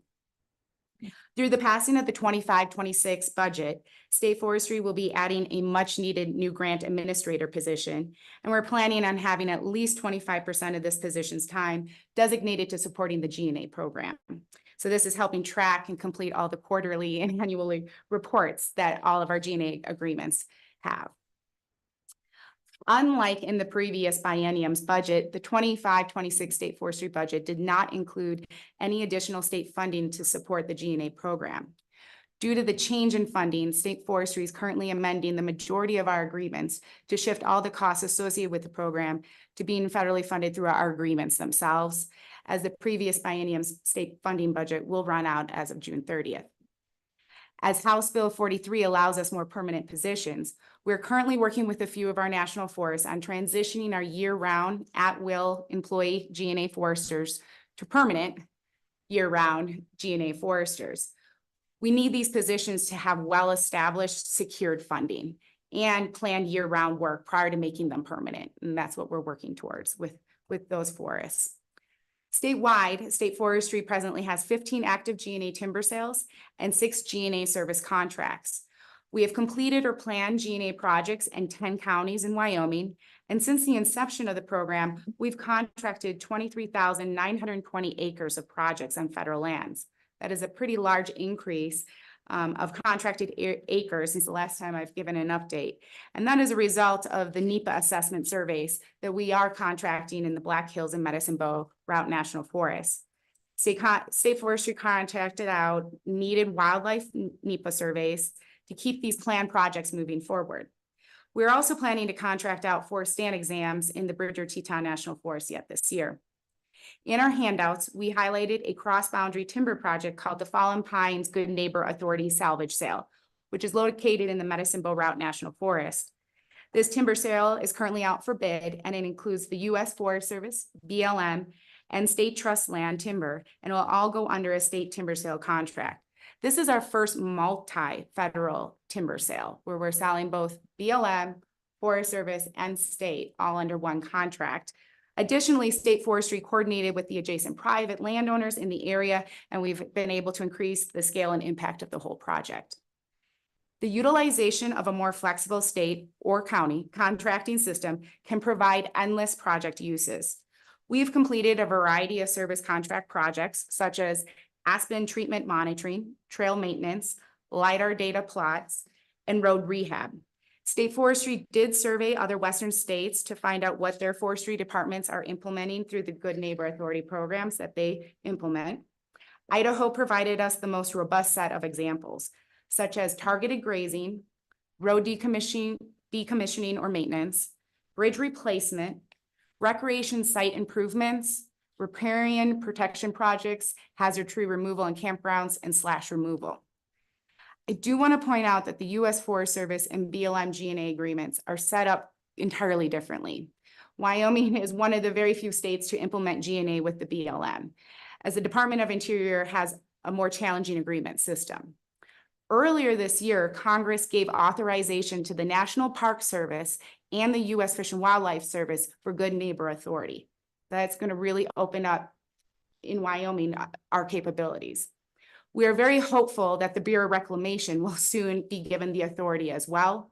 Many of Wyoming state parks are located on Bureau Reclamation lands and are really in need of field treatments within these landscapes that we'd be willing to assist in the future. Last month, the House Agriculture Committee released the drafted 2024 Farm Bill text. There are improvements to the Good Neighbor Authority program currently in this drafted text. This is including reauthorizing funding in the hazardous fuels reduction on federal lands, cross-boundary funding for wildfire mitigation, and increased funding to insects infestations and related diseases. Another important authority to point out that has been included in the 2024 text is Treating Tribes and Counties as Good Neighbor Act, which will authorize counties and tribes to retain and use timber sale receipts on land covered by the GNA agreement. The proposed 2024 Farm Bill text is going through markup in the House, has a long road to pass, and is set to expire October 1st of this year, which means it could be very likely that Congress passes another extension in the meantime while they work through this. With that, as Wyoming State Forester, again, I want to thank this committee. I want to thank our Wyoming legislature for their time and efforts in supporting the Good Neighbor Authority program. Wyoming's forests have benefited through the implementation of this program over the last several years. I also want to thank our Wyoming federal agencies, the U.S. Forest Service and BLM, for their leadership and support with State Forestry's GNA program. And lastly, our GNA program would not be as successful as it has become without the support from the Wyoming Conservation Districts, our county commissioners, and the Wyoming Rural Firefighter Association. With that, I'll end my presentation here and open it up for any questions the chairman may have. Thank you. Thank you, Ms. Norris. Any questions for the State Forestry? Co-Chair Kolb, please. Thank you, Chairman. Kelly, you mentioned that there's a road decommissioning. Well, could you explain what that means and I guess how you apply it to the state situation with what you I'm a little confused about it. I didn't realize we're trying to decommission roads when we're trying to save them. So could you please explain what this does? Thank you, Mr. Chairman. State Forest. Mr. Chairman, Co-Chairman Kolb, that example came from Idaho. Wyoming State Forestry has not done that. We have done road rehab work, specifically in the Shoshone National Forest. We have not been asked to decommission. This is just the examples of what other states are doing through the GNA program. So we have not decommissioned a road through State Forestry. Hello? Thank you. You're very welcome. Any other questions from the committee? Senator Boner, please. Thank you, Mr. Chairman. So if you notice the theme here, we're thinking about what other areas other than forestry related projects can we expand GNA into? And I'm just wondering, and talking to other states, have they authorized GNA positions in other state agencies like estate lands or state parks or whatever, whatever areas we're looking to sort of expand into in addition to the counties and tribes and the other entities that can coordinate in this manner? Norris? Thank you, Mr. Chairman. That is a great question, Senator Boner. I am not aware of other state agencies with GNA positions. From what I remember, I thought with the Buffalo Municipal Watershed, Wyoming Game and Fish might have had a seasonal associated. There's nothing that would stop this from happening and creating GNA positions for Game and Fish to hire, or for state parks, for example, as well, or Wyoming Department of Agriculture for that matter. I am not aware of how other states are set up. The states that have very large GNA programs, they have bureaus. There's Idaho, Montana, and Washington have very, very expansive GNA programs. They have in Washington, for example, staff doing the NEPA for the Forest Service. They're hired just to help with that type of capacity. We, on the other hand, turned around and contracted that NEPA assessment out, but very few states have done even that yet. So from what I have gathered, I'm not aware of any states that have hired outside the state forestry departments, but I don't see why we couldn't, or why they couldn't either. Okay, any other questions from the committee? I have a couple, Ms. Norris. You mentioned tribes. Mm-hmm. Are we utilizing the GNA authority with our tribes here in Wyoming to help them in any way or fashion at this point? Thank you, Mr. Chairman. I am not aware of us working with the tribes as of yet. That is something we could definitely work towards and try and work on. The first step in that area was starting with the Shoshone, and now we have a position that we're going to create on the Shoshone. But I do think in that part of Wyoming, we could definitely start looking at reaching out and seeing how we can support the tribes and the BIA on that forest. Every reservation is set up differently. How the timber is managed in those forests on those reservations, sometimes it's through the BIA, sometimes it's through the sovereign nation themselves. So we would need to do some more research and find out, but we could definitely work on trying to support that. Thank you, Ms. Norris. I think it would be imperative that we do reach out and offer our services where we want to continue expanding our GNA program here in Wyoming. It would be wonderful to have a whole bureau and the need for that and be able to support the amount of public lands and tribal lands that we have. And I see a great opportunity to step in there and assist them with the forest management and some of the things that they are trying to do up in the tribal lands. I was not aware that the National Park Service has allowed this GNA authority now. What are your plans to reach out for the National Park Service? I doubt whether we'd be able to go into Yellowstone, but maybe there's some places where we can reach out and help out. It would be nice to be able to clear some of that forest in the Yellowstone Park area. Thank you, Mr. Chairman Heiner. That is a great question. And when I heard it was very recent in March, I believe, when this authority happened. There is quite a bit of opportunity, I think, in our national park systems to look at GNA, specifically rec, right, and supporting the national parks with recreation. I think wildlife habitat, fuels mitigation, things like that in those areas. So it will be new for them, and we can definitely reach out and see where GNA can help fill in gaps. Where can we be more efficient as a state and support? Because those national parks, just like we've talked about, are very important for tourism in Wyoming. So how do we continue to improve upon what those parks have to offer? And GNA could be a great avenue to do that. Ms. Norris, this is a great time to be in your position as we're expanding and growing the GNA program. The legislature has stepped up and provided the resources that you need, and it's a great development time for our Good Neighbor Authority.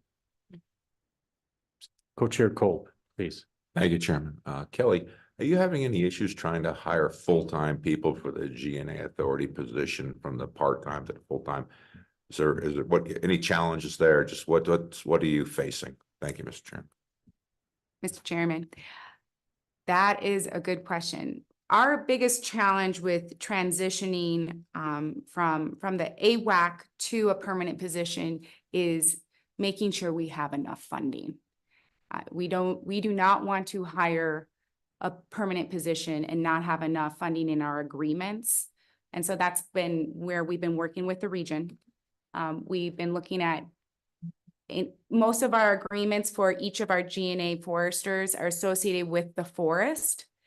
And we're starting to look at a different model that Colorado has already set up, which is kind of an umbrella agreement to put all money into one area for hiring. And so that we have better security before we go and hire permanent positions, as statute says it has to be a federally funded position. So we need to make sure we have that federal funding in place before we hire somebody, have them move their family there, and tell them in a year we don't have any money. So that has been our biggest challenge and why we haven't stepped fully into immediately moving into permanent. We do believe there are also 2 forests that will be ready to move into that, because they have been able to keep our GNA foresters going year round. I think when we look at expansion, though, in some of our forests, we are having conversations, not just with the Forest Service, but also with the BLM.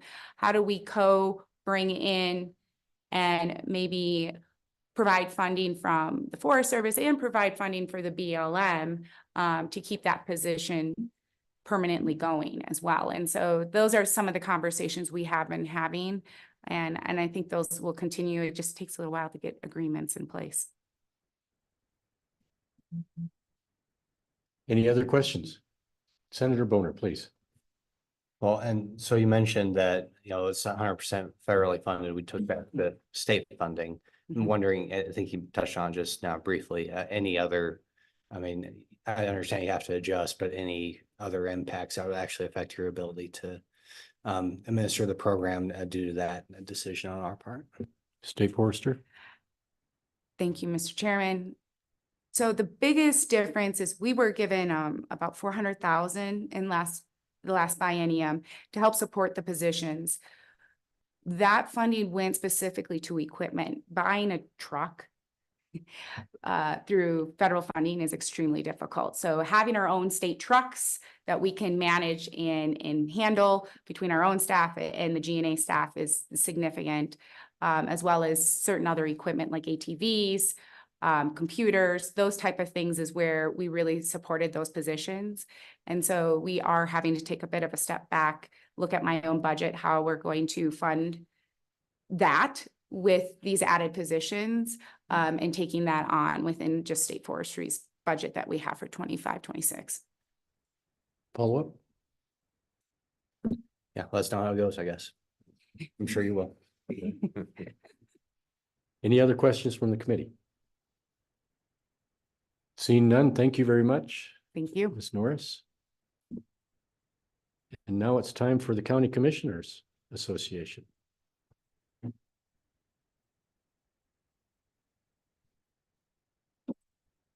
Thank you for being here, Mr. Ryman. And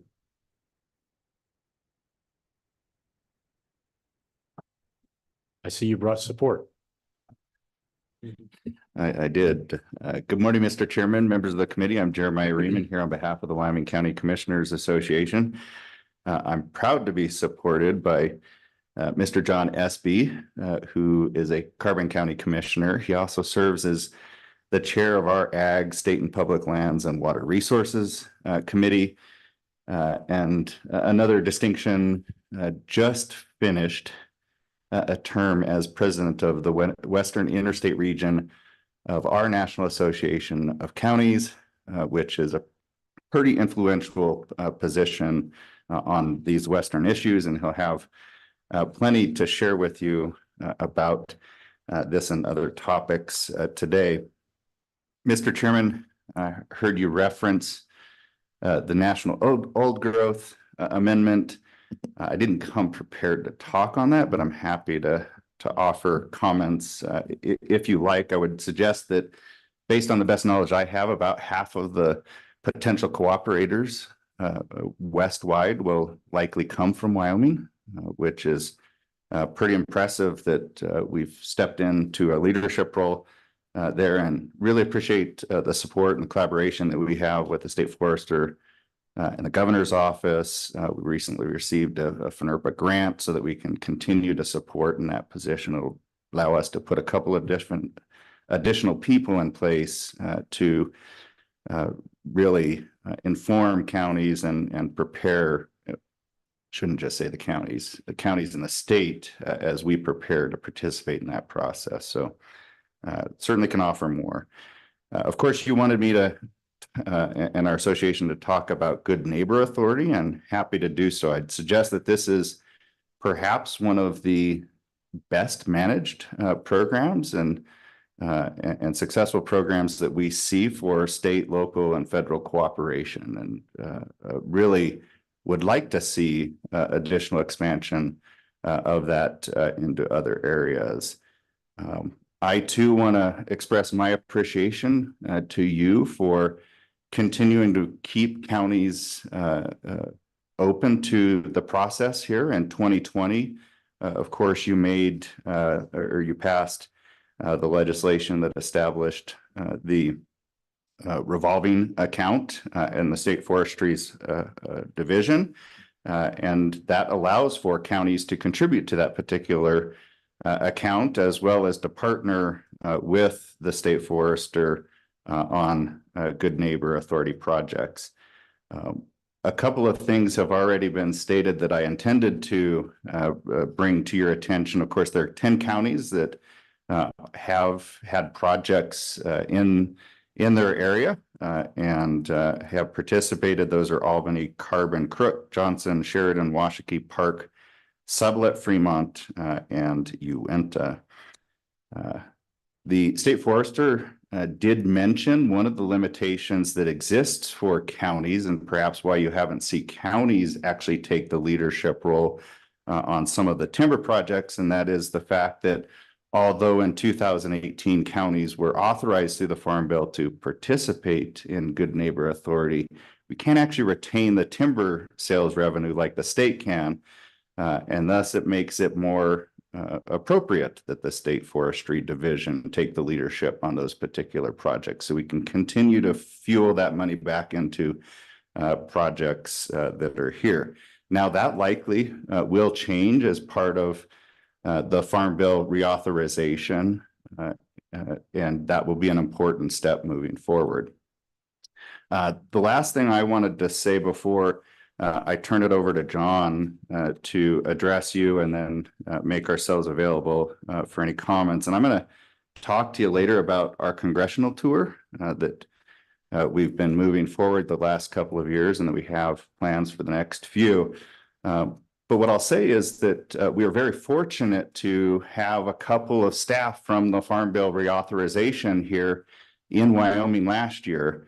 And with the support of the state forester, we went up to Lake Owen in the Medbo Route National Forest and had the backdrop of Good Neighbor Authority project that happens to also be benefiting the city of Cheyenne's water system that is in that space. So the success of that is going to help us to address some of these federal issues that exist for county participation, as well as some of the things that the state forester needs to see as part of this. With that, Mr. Chairman, I would like Commissioner Espy to speak to you about GNA from his perspective, and happy to answer any questions you might have. Thank you. Commissioner Espy, please state your name and proceed with your testimony. Thank you, Mr. Chairman. Commissioner John Espy, Carbon County, Wyoming. Good Neighbor Authority, it really is a great tool for, I think, the state and counties. I come from a checkerboard county where we can now kind of erase those political boundaries between BLM, Forest Service, and private, and do landscape treatments. We got a 50,000 acre cheatgrass treatment project going on in Carbon County right now that is being with Forest Service and BLM and private landowners. This is the kind of thing that make these landscape projects possible.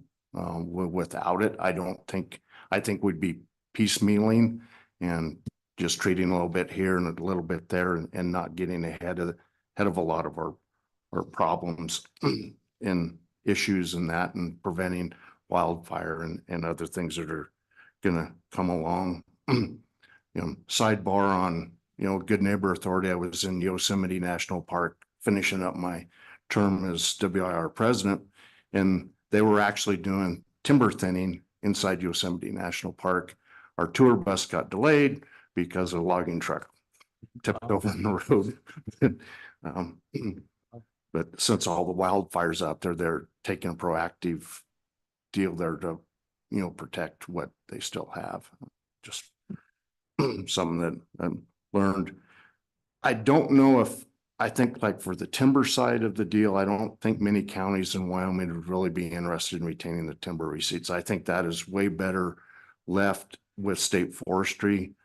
Take the Medbo route, we, share, in Carbon County, a large portion of that with Albany County. And I think it would be a smoother, better project to keep this and keep state forestry, I guess, funded up and let them have the capacity to handle that. I don't think a lot of counties would have that internal capacity to do it and do it right and keep the ball rolling. That's just my personal deal. So, but I think on the other side, if we can get that through the Farm Bill, there may be counties that wouldn't mind taking over recreational opportunities and things like that. If go there to take some of the burden off our federal partners in some of these areas. And I get that from a lot of the people I know, from commissioners and supervisors from other states, would really like to have that to go, because they're seeing the where the Forest Service BLM cannot maintain, they can't even keep the toilets clean, they can't do these things, but they have the capacity to do it. But they would like to have that authority and do that, something that's really come up since COVID with those people. So, if we could, support and do that, I think it'd be beneficial, I think, westwide to public land counties in a role as we see our recreational base side of our economy continue to grow. I think these are areas that we've got to keep our eyes open to, and our opportunities to be able to react and move. I think local government can move and react a lot faster than our federal partners. Their hands are tied so many times that, if we can have those kind of authorities, I think it'd move forward. And with that, I'd stand for any questions, Mr. Chairman. Thank you. Committee? Senator Boner. Yeah, thank you, Mr. Chairman. So once again, continuing with the theme, we understand the success of the, forestry related projects. You mentioned, weed and pest type work too. Do you see any of those other, I guess, sort of categories, different types of Good Neighbor Authority projects being a good fit for the counties, where you would take the lead? And if so, what would the state be able to do to support that? Commissioner Espy? Mr. Chairman, Senator Boner, I don't really see anything right now in my county, but I couldn't speak for the counties to the north of us right now. I think those would be like more opportunities for some of the counties where the gateway community counties, I think, would probably be able to take more advantage of that than some of us down in the desert. Commissioner, you mentioned the cheatgrass treatment that you're doing. Is that through the county weed and pest that is being accomplished, or is that through some external contracting? Mr. Chairman, it's through the weed and pest and the Wyoming Department of Agriculture in coordination with the BLM and Forest Service. So, Commissioner, this is a great opportunity to use the GNA for weed and pest, and through the counties especially. I see this as a great opportunity. Some of our county commissioners don't even know what GNA means. They're not utilizing a resource that we have out there that you are in your county, and I appreciate that you're doing that. But how do we get this word out to the other counties that this GNA is available, and specifically for the weed and pest organizations that each county has, to be able to work through the GNA to accomplish what you're doing in your county? Mr. Chairman, I think that it's multifold. I think as commissioners that if you don't have timberlands, you don't think about it. Let's just start there. And then, the weed and pest is doing it. They don't go through us. The Wyoming Department of Ag, we have a good weed and pest supervisor in their association, and putting those things together.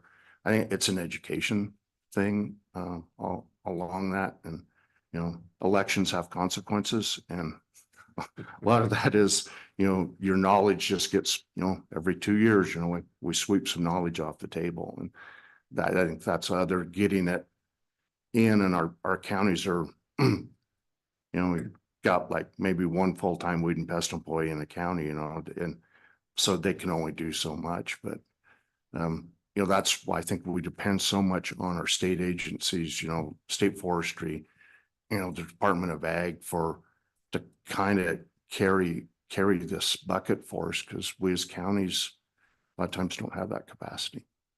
Thank you. Mr. Ryman, I sense you would like to weigh in on this one. Mr. Chairman, sitting here today, I am just learning that other states are moving into this recreation space. And certainly I see that as being one place where a lot of counties might have some interest. So from that perspective, it is an educational opportunity for us. It's great that many of the weed and pest districts are jumping into these projects. I think, again, we can, as part of this process, do some education of commissioners so that they are aware and can make those connections back locally. I think the commissioner's right.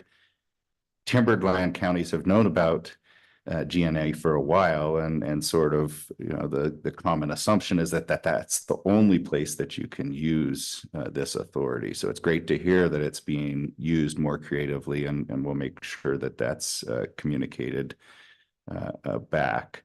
In answering your question and Senator Senator Boner's question, we've been supporters of the budget amendment a couple of years ago that did provide that additional funding to state forestry. I suspect we would be very supportive of that moving forward, and as well being supportive of making sure that other agencies like State Parks and Cultural Resources, the Department of Ag, and others are aware of the expanded authorities and opportunities here. So we'd be happy to participate in that educational process too.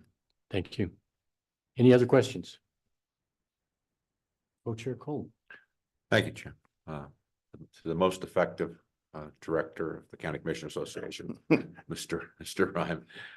Do you need any help? When you have a statewide meeting, that maybe somebody to expound on this, to talk about Good Neighbor Authority, to make sure that the commissioners, like from say Sweetwater and such, that maybe not, and the thought didn't fit them. There wasn't any opportunity there to give a presentation or any, or do you, I know you're most capable.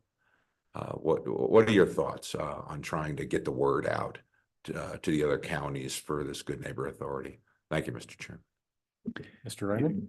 Great question. And first off, you've been very supportive of us. I'll just point to the fact that just this last legislative session, you passed a budget amendment that will allow us to have 2 full-time positions within our association focused on federal natural resource issues. Now, we've had one of those positions for more than a decade. So you're really allowing us to add some additional capacity through an additional person. And I just released that announcement last week. So I'll make sure that all of you have that announcement. And we want to make sure that we have the best of the best within the association, supporting county commissioners, collaborating and coordinating with the state of Wyoming, whether that's in litigation or just doing this work. So we'll have that additional capacity to not only just educate that the opportunity is there, but actually actively work with the counties in that space. So many thanks to you for your support of that effort, and we're looking forward to executing on it most immediately. Any other questions from the committee or the county commissioners? Seeing none, thank you very much, Mr. Ryman and Commissioner Espy, for being here. We will now open it up to public comment. If anyone is online that would wish to testify, we invite them to raise their hand. Is there anyone in the room who would like to comment on the Good Neighbor Authority?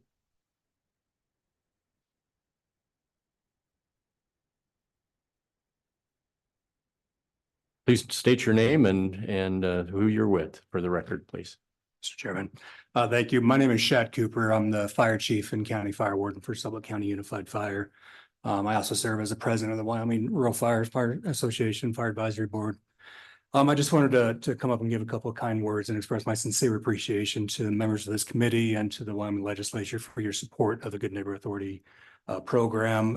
In Sublette County, we've benefited from boots on the ground work that's been implemented. It's made a difference. And as the county fire warden, I want to continue to see that work continue to progress in the future. It's made a difference. One of the projects that's planned for implementation beginning this year is improving ingress and egress in the Big Sandy Corridor, a major recreation area on the Bridger Teton. That work will be completed using Good Neighbor Authority authorities. One of the things that I'm most concerned about as a fire chief is if we have a wildland fire in that area, there's a tremendous amount of risk for the amount of recreation that occurs in that trailhead. There's one way in, one way out. There's very narrow roads with sharp corners, and it'd be really difficult to try to implement any sort of an evacuation. Using this Good Neighbor Authority program, the U.S. Forest Service and State Forestry are implementing hazardous fuel reduction along that route to directly, improve recreational access, but from my perspective, to improve public safety as well. And so we've seen other projects along the top of Union Pass with implementation of Good Neighbor Authority projects there as well that have benefited, recreational access and hazardous fuel reduction and everything that you've already heard today of all the great works that have been implemented from the previous projects. So I just wanted to come up and say thank you very much for your support, and look forward to working with you in the future. If there's anything we can do to help partner with you, we're here to help. Thank you. Thank you for being here. Any questions for Fire Chief Cooper? So, Mr. Cooper, that Big Sandy entrance has a lot of down timber, has a lot of beetle kill, and it is hazardous as it is right now. So I appreciate that you're trying to clean that up and that you're working through the GNA program to at least through that access road to be able to make a better fire break. But there's a lot of areas in Sublette County that has wind-blown timber, beetle kill. What more can we do? I know the wilderness area is off limits to what we can do, and as I've hiked in the wilderness area, it's a travesty. All of the wind-blown trees that are down, the trails are just difficult to traverse because of this. But is there anything we can do that's within our purview that we could help with some of this tinder, these trees that reduce the fire hazard some way? Any ideas? Mr. Chairman, thank you for that question. To address this concern, when the blowdown happened, I want to say 2019, 2020, when that huge event happened and the blowdown occurred in Sublette County, we have a Healthy Forest Collaborative in Sublette County that's made up of government and non-government organizations and local citizens. That Healthy Forest Collaborative made recommendations to the Forest Service to immediately address that blowdown event and to try to clean the recreational access up and reduce the hazardous fuel buildup. So that's the first step, I guess, is engage with the citizenry and make recommendations. The Forest Service received those recommendations very well. They're as was mentioned earlier, they're up against capacity and there's some limitations because a lot of the blowdown happened in wilderness area. So there's some restrictions on how we address that concern. But there's been some work from non-government organizations that went in and cleaned up some of the trails and tried to open up some of that recreational access. My personal opinion is there's still a lot of work to be done. I still want to continue to engage with our local, state, and federal partners to address that specific issue and continue to improve and open up access and reduce hazardous fuels. I think the GNA is an excellent tool to continue long-term to improve some of the consequential effects from that blowdown and use the GNA funding to salvage some of that blowdown and improve that situation. Mr. Cooper, as you've gone in with NGOs to do some of that maintenance and quick response, did you do that through your organization, or did you go through the GNA or the Forest Service? How did you get that to happen? I can't take responsibility. I want to be clear. It was a collective effort, and a lot of the backcountry access users just worked and got together with the local district ranger and went in and did the best work they could to immediately open that up following the event and in the subsequent years. So it was kind of a grassroots led initiative that continues to bear results and benefits. Thank you. Any questions for Mr. Cooper? Seeing none, thank you for being here. Thank you for your very much for your testimony. time, everybody. Any other public testimony in the room?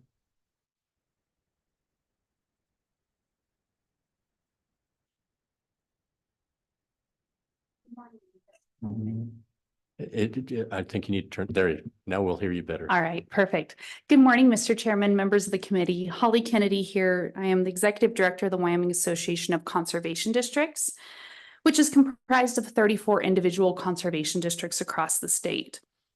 Forests are where many of the functions of our ecosystem start. A healthy forest results in healthy streams, rivers, and waters that result in healthy landscapes, water sources, and communities. Healthy forests are crucial to the work that Wyoming conservation districts conduct. GNA is an important partnership tool to increase the pace and scale of forest, rangeland, and watershed restoration across jurisdictional boundaries. GNA positions have the ability to be nimble and responsive in a way that federal positions often do not. They work on many important projects, including post-fire restoration. Conservation districts provide technical assistance to landowners, offering guidance on sustainable forest management practices, erosion control, reforestation, invasive species control, and wildlife habitat improvement. They serve as a valuable resource for individuals seeking advice and support in meaningful ways to manage rangeland and forest lands. Conservation districts are key partners to local and state conservation organizations and agencies. They help provide a connection to interested private landowners and local infrastructures that many partners cannot. Their versatility and flexibility, combined with their local knowledge and ability to engage communities, make conservation districts prime partners in achieving effective and sustainable natural resource management. The Good Neighbor Authority presents valuable opportunities for conservation districts to actively contribute to sustainable forest management and cross-jurisdictional conservation efforts.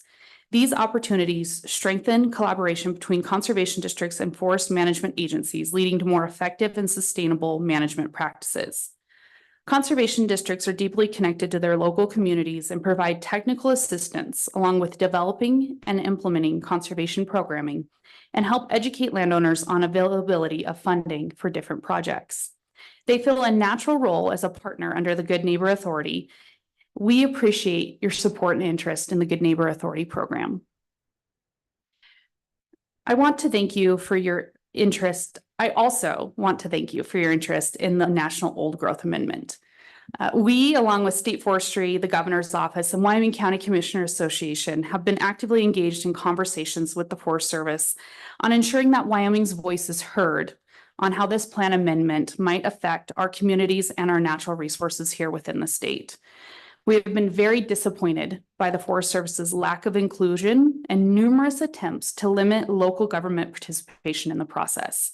They have sent a very clear and very loud message that they are more concerned about completing this plan amendment before the end of the year and being able to count it as a conservation win towards their 30 by 30 goals than to have an actual legally defensible plan amendment that enhances forest health here within the state.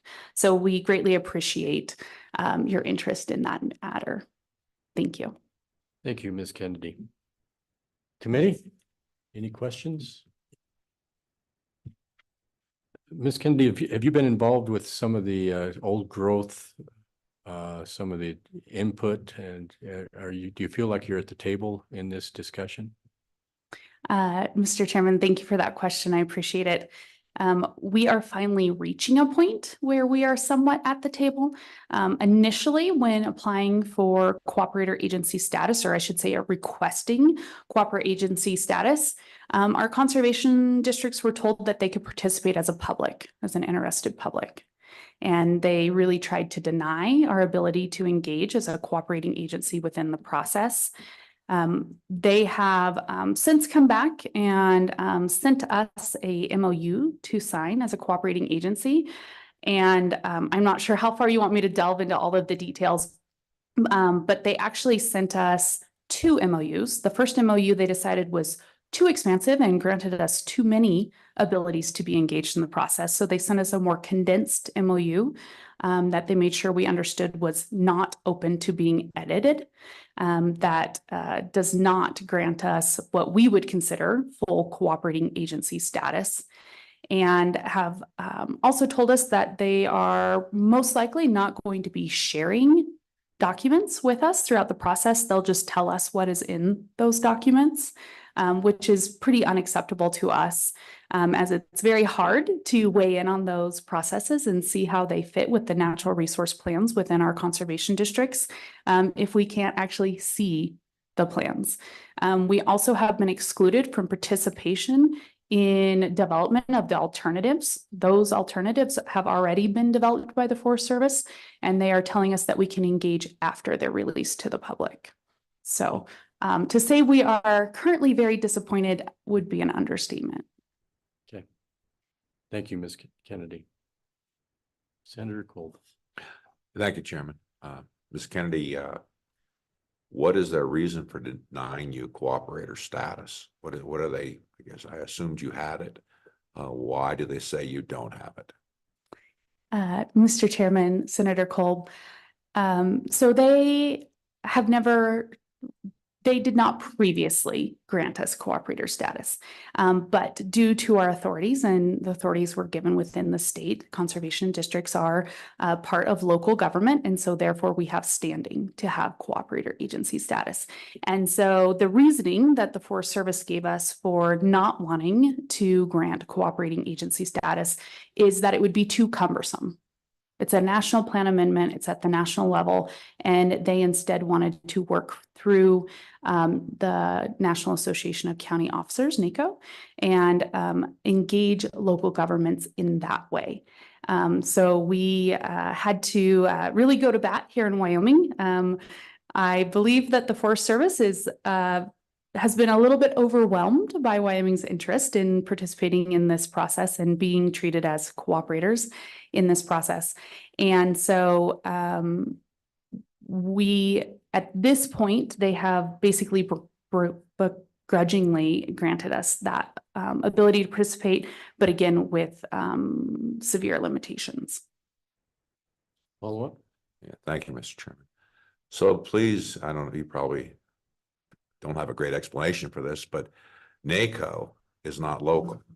So how on earth do they conflate those two ideas together? I'm probably just being rhetorical, but I find that kind of a joke, that they would say that and believe that.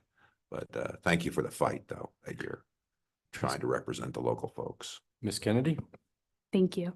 any response to that question? I thought it was a Yeah. question. Yeah, well, of course, it's a question. Okay, perfect. Mr. Chairman, Senator Kolb, I would hate to draw attention to anyone else in the room that's here, but I believe county commissioners may have more information on NACO and those discussions there.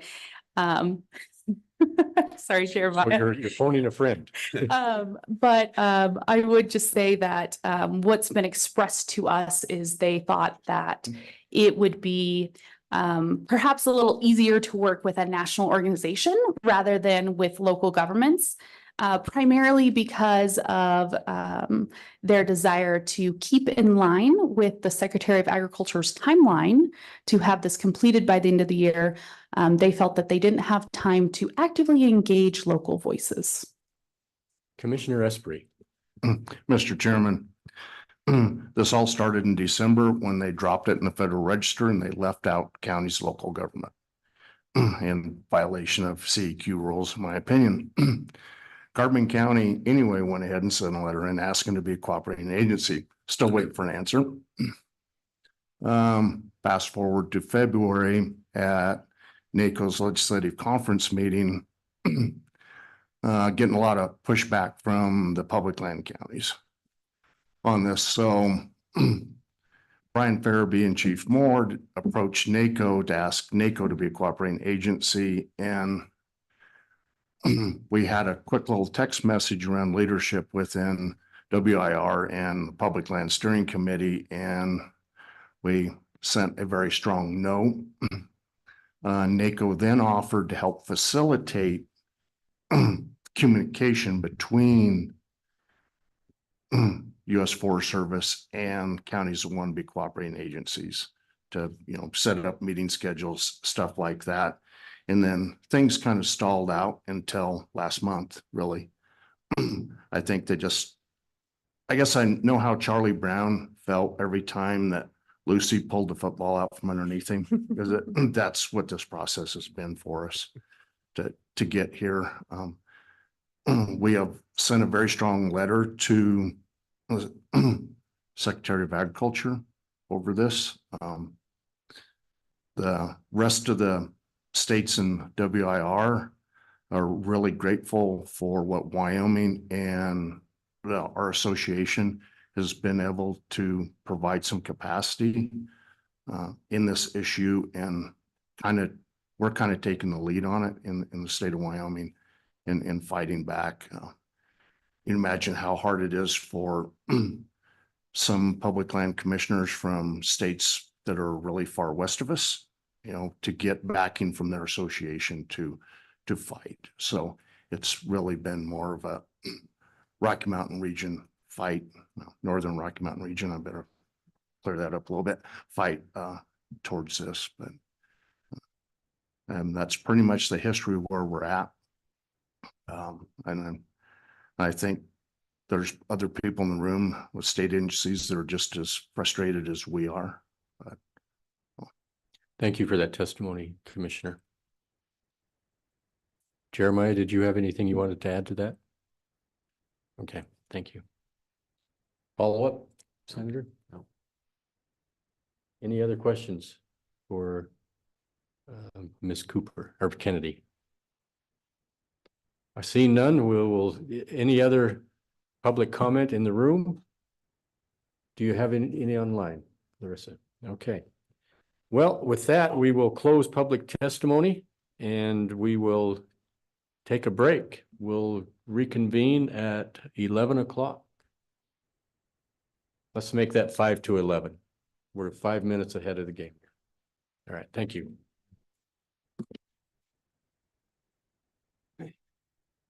Hey, Jeremiah.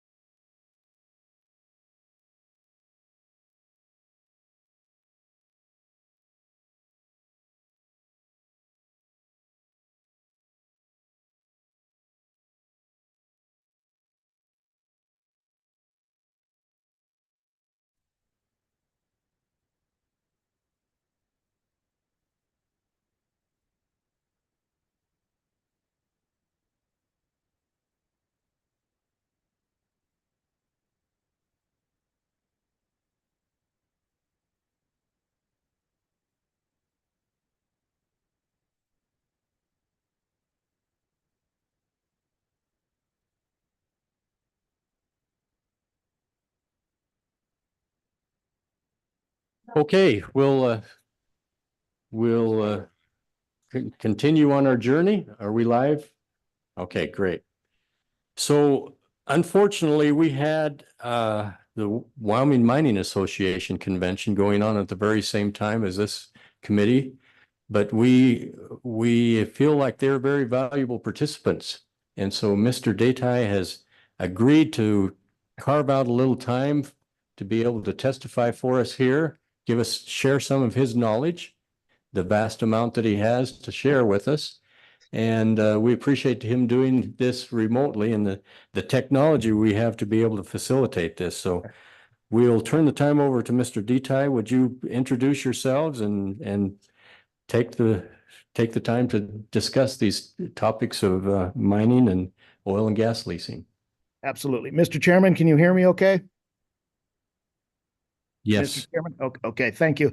Mr. Chairman, members of the committee, Travis Detai, the Executive Director of the Wyoming Mining Association, and appreciate the opportunity to be with you today. I will apologize, Mr. Chairman. I don't have a tie or coat on today. We are getting ready to tee off for our golf tournament here in about a half an hour. So I appreciate, would appreciate the committee's consideration. And again, I apologize, but happy to join with the group today to talk a little bit about what's going on as far as the coal leasing of the federal coal resource in the Powder River Basin. And I will just kind of give you a little background.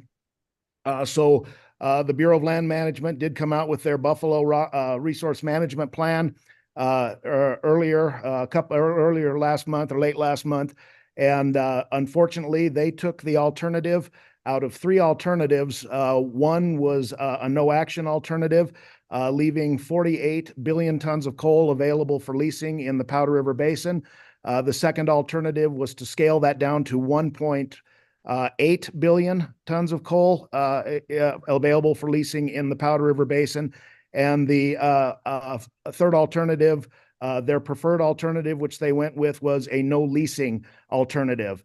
So as of right now, if the RMP is allowed to stand, it basically cuts off leasing of Powder River Basin coal.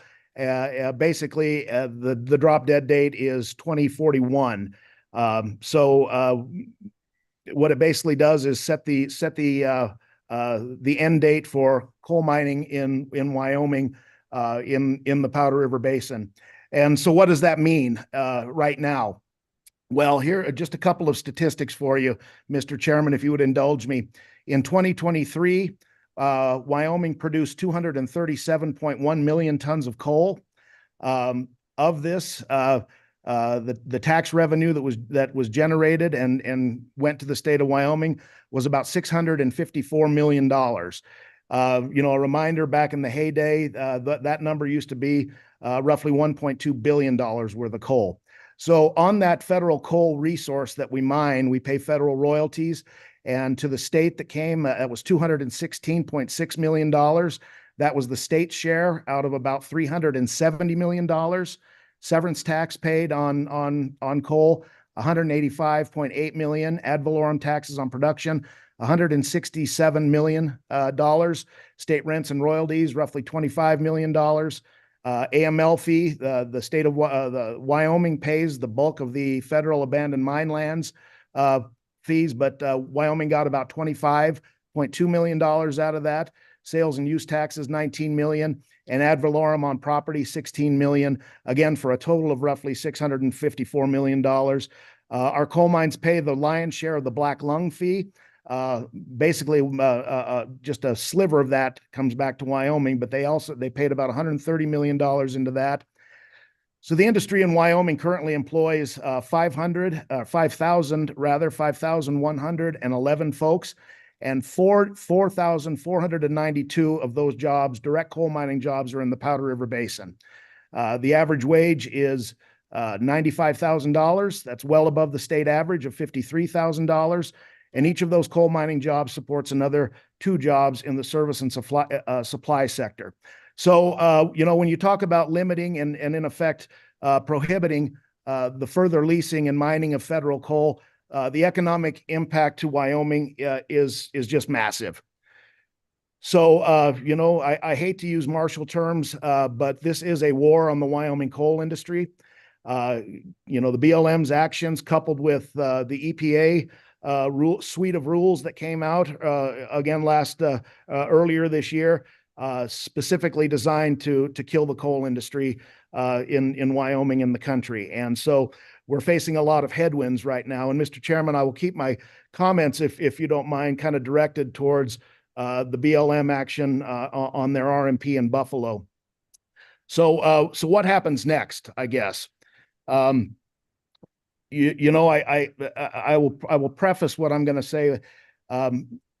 You know, when you hear folks, you know, specifically our friends in the environmental movement, or some of the anti-coal folks, or the folks in the Biden administration, they often say that, well, the decline in coal over the last decade is due to the market.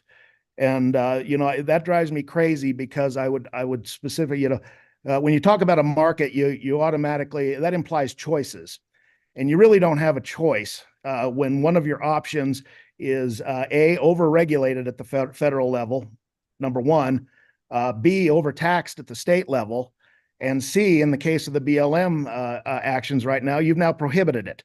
So there's no choice. This isn't the market deciding. This is the market being decided by public policy. And so that's where we are. That's a little rant. But what I would say, you know, just to look at where we go from here. So we are in a protest period right now, to where we have 30 days. If you had submitted your comments on the proposals and the proposed alternatives earlier, prior to the BLM's decision, you're allowed to protest. So the Mining Association, along with I think Johnson and Campbell counties, the state of Wyoming, and the DEQ are able to file protest letters. The state has got a little bit more leeway. They've got an extra 30 days to file what they call a I don't know the right term for it, but they've got an extra 30 days. And what we're doing right now basically is laying the groundwork for litigation, and this is going to have to be litigated. So we've got a timeline, and again, I think it's just like every other thing that we're dealing with now, whether it be the EPA or OSM, Office of Surface Mining, it's a question of see you in court. And you know, that's kind of where we're at right now, Mr. Chairman. And you know, there's a lot at stake for Wyoming in terms of revenue to the state, and I know that the legislature is obviously always looking at the revenue picture, but from the other side of things, it's a jobs issue too. If this RMP stays in place and is not reconsidered by the BLM, if the EPA rules, proposed rules, stay in place, this is going to cost jobs, and in Wyoming, it's going to put Wyoming families out of work. And you know, I can't understate the severity of the situation that we are in right now with Wyoming coal. And elections have consequences, Mr. Chairman. So you know, we'll be watching what happens in November very closely. I think you see a change in presidential administration in November. We may get a get out of jail free card. But what can we do right now? You know, the governor and the AG are involved in litigation on the EPA front. I think the DEQ and the AG's office and the governor's office are preparing to fight the BLM proposal. And you know, Mr. Chairman, that's where we're at right now. And you know, the best we can do right now is fight. And you know, and we've got to fight like you know, like the life of the coal industry depends on it, because it really does. So with that, Mr. Chairman, I will stand for questions, and I hope that's what you were looking for. Thank you, Mr. Detay. Appreciate your participation and your testimony. Members of the committee, do you have any questions for Mr. Detay? Senator Ellis, please. Thank you, Mr. Chairman. Mr. Detay, if you could maybe just walk us through when this revision first started being considered, and what the Wyoming Mining Association's involvement has been throughout those various steps and leading up to the decision that was issued in mid-May. Sure. Mr. Detay? Mr. Chairman, Senator Ellis, so the BLM Resource Management Plan was under review for several years, and there was a court decision on the original RMP that said that the BLM had to take into account a no leasing option because of the climate change issue and that sort of thing. So that was a court case. They came back and they were looking at did the revision, and the state of Wyoming commented on it earlier this. I want to say late, probably late 2023. Of course, we commented on it with our concerns, and a number of other of parties commented as well, including the state of Wyoming, the DEQ, National Mining Association submitted comments. Johnson and Campbell, I believe. There may be other counties involved, but they also submitted comments. We had other states that take Wyoming coal and use it in their power plants, also in the comment period. And so when and it was kind of interesting because the preferred alternatives were, the limited leasing of 1.8 billion and the no leasing alternative were obviously the BLM's preferred alternatives. And we were a little surprised, I think, probably not surprised that they came out with the no leasing alternative. And so that's where we are. I guess we were a little bit, that's where we are, Senator Ellis, and that was kind of the background. Follow up, Senator? Any other questions for Mr. Detay? Senator Boner, please. Thank you, Mr. Chairman, and thank you, Mr. Detay, and all the work that your organization has put in, and unfortunately that includes preparing for litigation in this instance. As somebody who represents a portion of the Powder River Basin, certainly has many constituents who work at our coal mines, I appreciate what you and your organization have been doing to help protect their livelihoods, and certainly the state of Wyoming will continue to be right in the middle of that fight. So you mentioned the elections coming up and having serious consequences, and it seems clear to me that we're going to have to be more than just defensive during times such as this, where we have a hostile administration to our core economic interests. Have you given any consideration or had any time to think about, say the elections do end up being favorable at the end of this year, what are we prepared to do to move the ball forward for our coal industry? It seems like you're going to have to go out and get some leases. It'd be prudent to do so, and what would it take to basically undo this? If we end up, litigating this and so on and so forth. Have you given any thought to what will be necessary to do when the shoe's on the other foot? Yeah, Mr. Chairman, that's an excellent question, Mr. Chairman, Senator Boner. So I know the congressional delegation is already working to lay the groundwork for the Congressional Review Act in the event that you win the House, you win the Senate, and you win the presidency, and that would be very helpful. And I think the other thing that I think that we have to do is, to get a lease is very hard. It's very time consuming and it's very costly. With the way that a coal company gets a lease, assuming you're able to lease, I should say, one of the things that you have to do is you have to have a lot of cash up front. And in the past, that wasn't an issue. Like, for instance, you get say you lease 100 tons of coal at $1 a ton. So the total lease cost is $100. The second you win that lease, you have to put 20% of that in cash up front. Those are the bonus bids. And of course, the bonus bids, as everyone knows in the past from our leases, that's what goes into that capital account that's built schools in Wyoming for the past 4 decades. Well, times have changed a little bit, and with the pressure on the market, and coal companies they just don't have the cash to do that anymore. So what's going to happen at the federal level, and we've been in discussions with the federal delegation, is there's got to be some significant permitting reform as far as that initial cash outlay. Talking about the leases too, we've got roughly 3.2 billion tons of coal under lease right now, and with 230 million tons of production a year, you're roughly running in. That's about you know, depending on the demand, you're roughly looking about 15 to 19 years of coal left that's under lease right now. So, and this is kind of the interesting thing about it too, is when you're considering the EPA rules or the BLM rules, is we don't feel, number one, that the agencies, either agency, have taken into account where we're going to be as far as power demand in the future. I read a thing where the CEO of BlackRock came out and said, we just don't have enough power.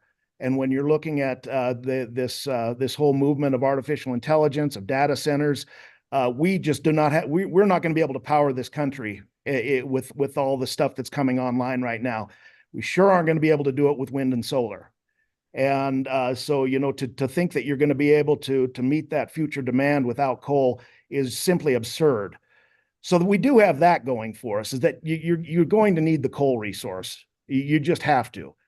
And you know what it comes down to basically right now is this, you know, the BLM's actions. It is we believe it constitutes a de facto mineral withdrawal.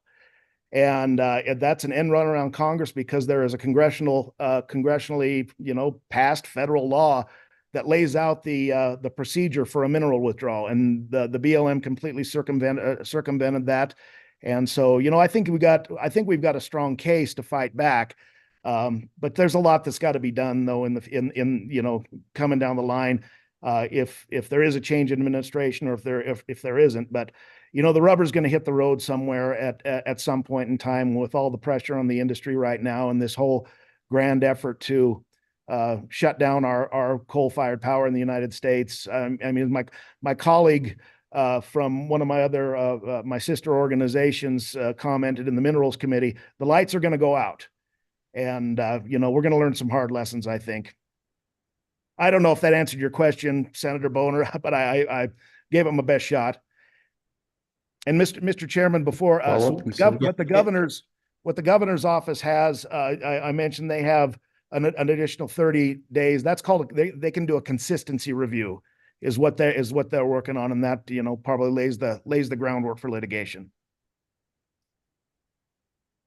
Thank you, Mr. Detay. Follow-up? No follow-up. Any other questions? Co-Chairman Cole, please. Yeah, I'm on here. Thank you, Mr. Chairman. Travis, what more can we do for the industry? What more as a state can we do to bridge this gap between the, I'll just say it, the insane federal government idea that we can power the nation with wind and solar, to the reality that we need base load? For you and your needs, what do you see that we can do here in the near future to help you out, to help this industry out, to make it survivable in between this time of, I guess, a different belief than I certainly have.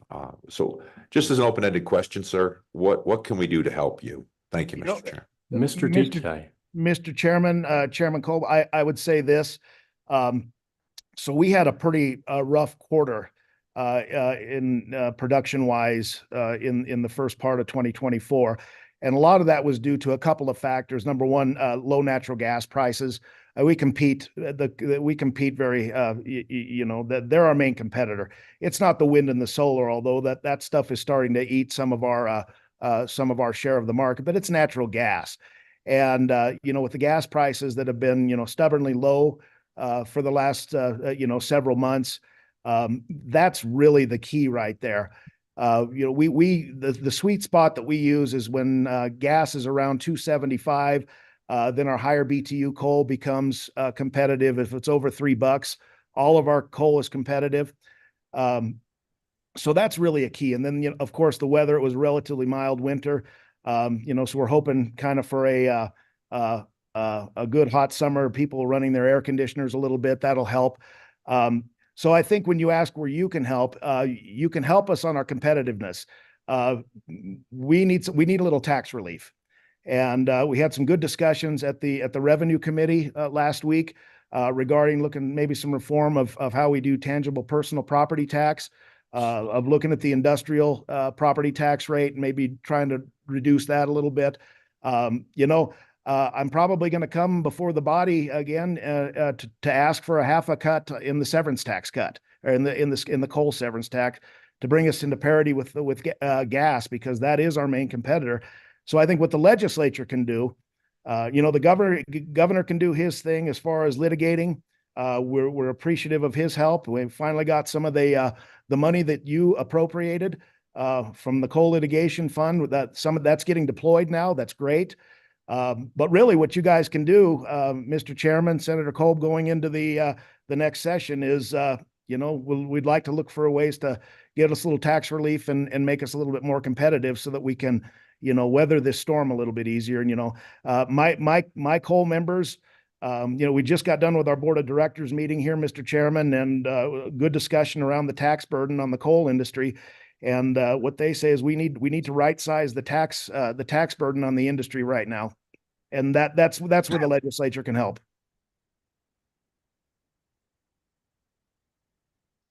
Thank you, Mr. Detaille. Follow up? Any other questions? Mr. Detaille, I have a couple of questions for you. The judge in Montana issued an order that the BLM had not studied or evaluated the impact to health as well as climate change in these coal leases. And then the BLM, their response was to shut down all of the leases. But we have been working with various companies with some ideas and prospects of utilizing coal to generate asphalt. I know the University of Wyoming has a great project they're developing right now to make asphalt cheaper than with oil. They're also making bricks. There's a number of companies looking at making ammonia with no emissions whatsoever. Zero emissions. So to actually shut down the coal mining to protect our health, when there are possibilities of utilizing this energy source with no emissions whatsoever, that seems to me like it's not following the science, it's following politics more than science. So is that a misstatement? Is there a reason why we would shut down coal when there's opportunities to develop emissions free or clean energy sources with that coal? Mr. Chairman, you are right on. This makes no sense whatsoever, and it's counterproductive. And I think for the reasons you just stated about, coal to products, that's great. You cut off the resource, that stuff stops. But I think even more, and where I find even greater hypocrisy, is one of the things that we've been led to believe, in a climate crisis, is the issue is carbon dioxide. And you cannot depend, so we're chasing after, how we can crack the nut for carbon capture, storage and use. But the thing about it is in order to develop that technology, to make it viable, to get to the point to where utilities are able to, can put it on, and you've got to develop it. And again, if carbon dioxide is this existential threat that we're facing, I mean, the Indians and the Chinese are building their coal fleets out there. And I guarantee you, they don't give a damn about carbon dioxide. They are not chasing carbon capture. If that's ever going to happen, it's got to be done in the United States. And you're not going to be able to do it if you shut down, if you shut down the coal fleet, if you prohibit and ban mining coal. So it's completely counterproductive. And again, it's not following the science. I think you hit that right on the head, Mr. Chairman. So it's a little confounding, and it's hypocritical. It's political. And I think you could see that when, with the release and the timing of the release of the EPA rules, of the BLM rules, we've got an election coming up, and the president is catering to his constituencies. And it's too bad, and it's wrong. Thank you. Thank you, Mr. Detaille. And, we have this legislature and the state of Wyoming has gone a long ways down this path of carbon capture, trying to come up with a means by which we can capture the CO2 and continue to utilize these energy sources. But if we shut off the coal mines and the leasing and just close the valve to that resource, that will kill this whole carbon capture process that we're pursuing. There's no reason to continue developing carbon capture if there's no carbon to be captured. Yeah. And so is this going to hurt the state in multi-facets, Mr. Detay? Mr. Chairman, absolutely. And I think, you know, you hit the nail on the head here. As we've been told over and over again that carbon dioxide's the problem, the state of Wyoming has been out front on it, on trying to solve a problem. And I think operating in good faith to try to address the problem, if it is this existential threat that the world's going to end because we're emitting too much carbon dioxide. Well, the state of Wyoming, the legislature, the governor's office, you know, the UW School of Energy Resources, we're trying to solve the problem. And then to have the federal government and this administration come around and do something like this, it's completely bad faith. It's completely bad faith and it's political. But you're absolutely right, Mr. Chairman. It will hurt the state. Okay. Thank you, Mr. Detay. And I realize you have a tea time here in just about 4 minutes. So I'll make this really short. Mr. Chairman, I actually I don't play golf. I'm going to go drive the golf cart and drink beer and visit with my members. Here, I thought you were the ringer. So one other question. We've talked in the past about takeaway capacity and some of the issues you've had with the railroad being there to have a reliable schedule. How is that going for you now? Is the takeaway capacity meeting your needs at this time? Yes. And we had a long discussion about that too. The railroads are performing fine right now, and we feel largely because the demand has been down, and so the pressure is off. But the railroads are operating fine right now. You know, a little off topic. They are not working fine for some of our other sectors. Our bentonite industry is having issues getting their product moved, and I think there's still a little issue in the Trona patch as well with the railroads. But from the coal side, it's fine right now. And Mr. Detay, here in Southwest Wyoming, Trona is going to be picking up considerably over the next few years, and we need to make sure that we're aware of the takeaway capacity as this mining increases for Trona, which is a product that has worldwide demand and is important to the future of Wyoming. So anything that comes up that we need to be aware of, we'd appreciate you bringing that to our attention. Absolutely. And, you know, they're captive to one railroad in the southern part of the state. And I know the operators have been in close touch with the railroads, and, you know, the expectation of increased demand. You know, there was some questions about whether the railroad can meet that demand, and they believe that they can. So we'll see how it unfolds. But you know, there's always trouble with the railroads, Mr. Chairman, and we just have to keep after them. Thank you. Appreciate your participation in that. Any other questions from the committee? Mr. Cole or Senator Cole, please. Thank you, Mr. Chairman. Travis, did the Revenue Committee indicate that they were willing to move a bill draft forward on a certain severance tax percent reduction? I mean, where is that at over there? I mean, I apologize for not knowing this, but I'll just ask you directly. What are your feelings about the Revenues Committee willingness to move forward with some sort of proposal for severance tax reduction? Thank you, Mr. Chairman. Mr. Chairman, Senator Kolb, the Revenue Committee is going to move forward with looking at the tangible personal property tax and possibly lowering the industrial property tax rate. As far as severance tax, in my discussions with some of with legislators, I think we will probably look to move an individual bill in the next session. And we've got some folks, some process sponsors for that. And Mr. Detay, we have talked about this in the Minerals Committee, of which some of us are part of, and we were going to wait and see what the Revenue Committee would do with the severance tax reduction, and then if they failed to take that up, we could bring it up in the Mineral Committee as well. And Mr. Chairman, we'd be happy to go that way as well. All right, thank you. All right, seeing no more further questions and the tea time that's imminent, we will let you go and appreciate your participation here, Mr. Detail. Mr. Chairman, thank you for the opportunity. Always a pleasure to visit with you. All right. Any comments from Mr. Randall Luthi? Thank you very much for being here. Thank you, Mr. Chairman, Co-Chairman, members of the committee. My name is Randall Luthi. I'm the Policy Director and Energy Advisor for Governor Gordon.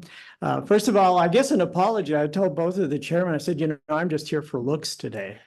Just very interested in what the committee is working on and available for questions. But Mr. Detail has prompted me to come up and first say amen. Absolutely amen to his comments. We understand it very well, the threat we have at our coal industry, and it comes from all aspects, and he identified it well. If you can't lease coal, you can't burn coal. If you can't burn coal, you can't produce electricity. If you can't produce electricity, you're closing down communities. You're closing jobs. You're going to lose a vital part of our community. So, and all aspects of that are under attack right now, from start to finish. We recognize that, and we greatly appreciate the opportunity to be working with members of the legislature to do that. I was going to just mention that it is called the consistency review that the governor has until July 17th on the Buffalo Resource Management Plan. We've already started working on that. And I'd love to tell you, I'm sure DC BLM will read it and say, my gosh, you're right. We're going to change our But the reality, I believe, sets in when what this document does is outline of how the decision, their preferred decision that will be in the record of decision is not consistent with state policy. And it won't be, and it isn't. But I have to admit to you, I doubt that it's going to change too many minds, but that doesn't mean we're not going to do it. Because just like the comments you put into the record, just like the protest letter, much like the consistency, that helps sets up a challenge in court, and we will do so. And we look forward to the opportunity to do so. And we have the adequate resources, largely thanks to you, that we will be pursuing that with full vigor as we do all of those cases. Currently, we have about 45 to 50 natural resource cases. Now, some of them were actually in line with the federal government, but the vast majority are not. Totally, we have well over 60 cases that we are engaged with in litigation for or against the federal government. And frankly, right now, nearly all of them are against the federal government. Mr. Detail mentioned a few things, but other things that you may not be aware of, but you certainly are in this area, Senator or Mr. Chairman. But Black Butte is attempting to just mine in an area they already have leased. And the way that is set up is as you close out one section, then you go to the Office of Surface Mining and Regulatory Enforcement and say, okay, we need a mine amendment so we can move on. Normally, in the past, that has been done with relatively ease, possibly an environmental assessment. They just recently made the decision, I believe it was last fall, oh, no, we've got to do a full-blown EIS in order for you to move into an area you've already leased, and there's already been a programmatic EIS done on it. We're going to find the same in the mines in the Powder River Basin, I'm sure, as well. So that's another one. Again, all aspects are open to challenge and are being challenged. One thing the governor has done, and I failed to mention, the governor said you his best. He always appreciates working with the legislature. But as we start moving forward, you talked about what a new administration can do. It can do a lot. And one of the first things you start looking at is how could a new Secretary of Interior, how could a new administrative EPA issue executive orders to either decide to relook at some of these rule packages, even though they might be final, or to look at as, attempt to, in the process, maybe say, we're going to look at this again. So that is something I think we as the administration and the legislature should look at. Should that happen in November, we begin immediately those kinds of discussions. So I look forward to that as well. As you know, the governor believes one way to also work on this is we have an all the above energy policy. That means we develop all forms of energy, and fossil fuels is a big part of it. We've talked a lot about coal today, but I can promise you the next target is oil and gas.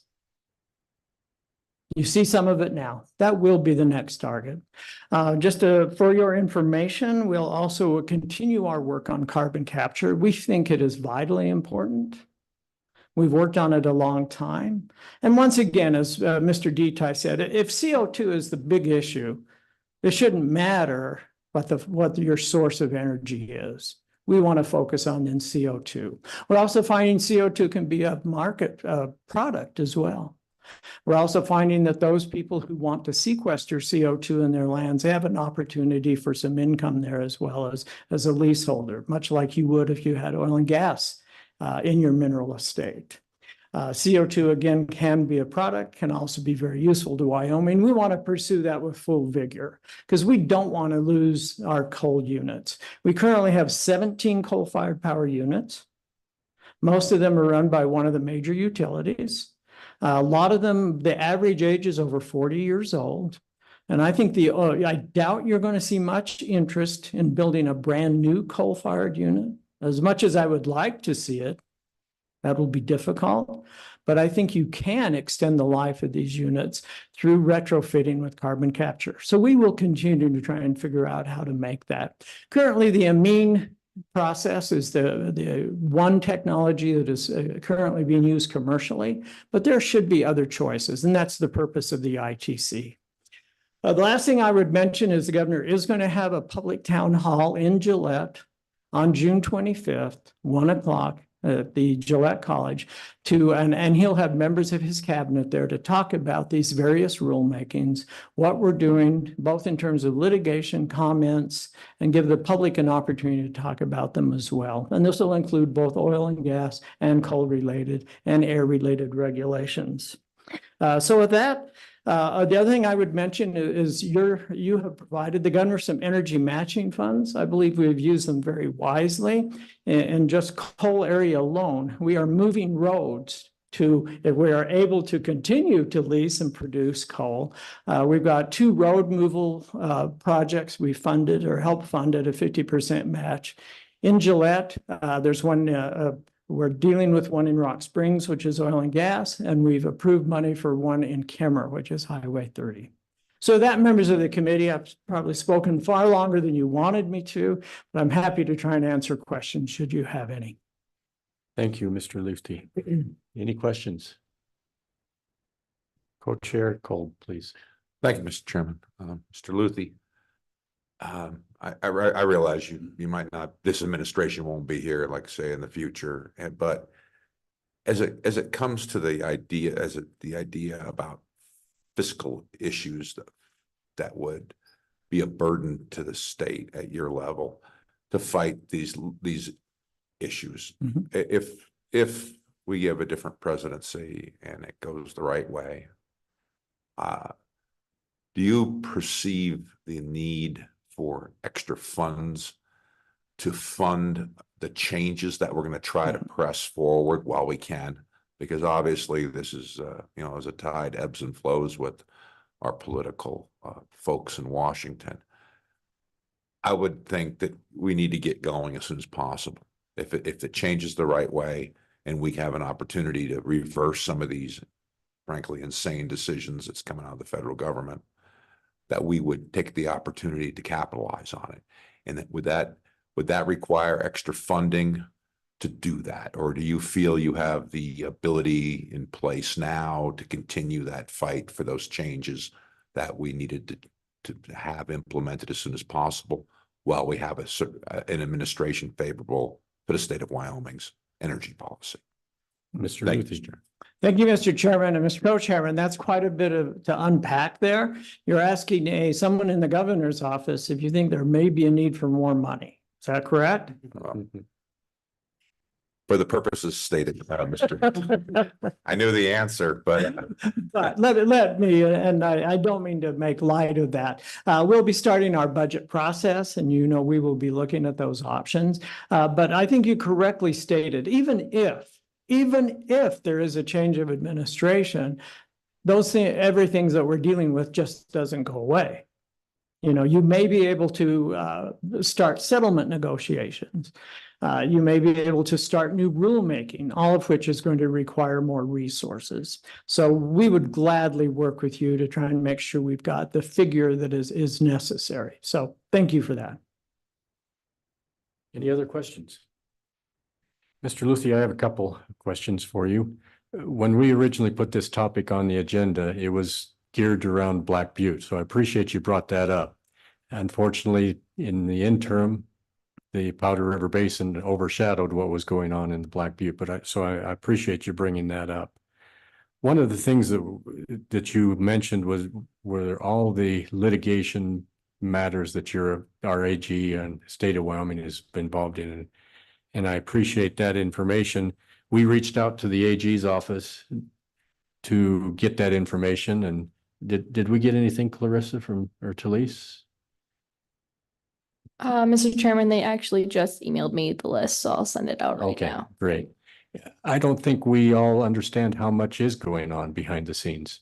And it would be great information for us to see all the numbers of litigation actions that we are involved with. So I appreciate the AG's office is going to do that for us. But Mr. Luthi, this is going to be a long fight. We realize that, as you mentioned, they're just not going to say, "Oh, we made a mistake. We're sorry. We're glad you caught that." So how do we keep our coal mines morale up? Because some of these miners are getting very discouraged. As I've visited with some over in Kemmer, they've pretty much given up. There's so many headwinds right now. How can we keep their motivation going?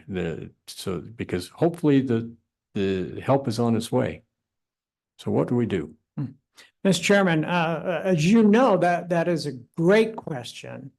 The answer may not be as simple as I would like it to be, but I think we first begin with us, members of the legislature, the governor's office, that we all believe we can make a difference. And that we are committed to continue, no matter what it takes, to work on all aspects from pre-leasing to leasing to production to carbon capture to making sure we keep seeking additional markets, probably outside the United States, which then ties into how do we get it to those markets. I believe what we do is tell those miners, those workers, we are with you. We're behind you. We're going to continue to work with you on that. And it is a joint effort.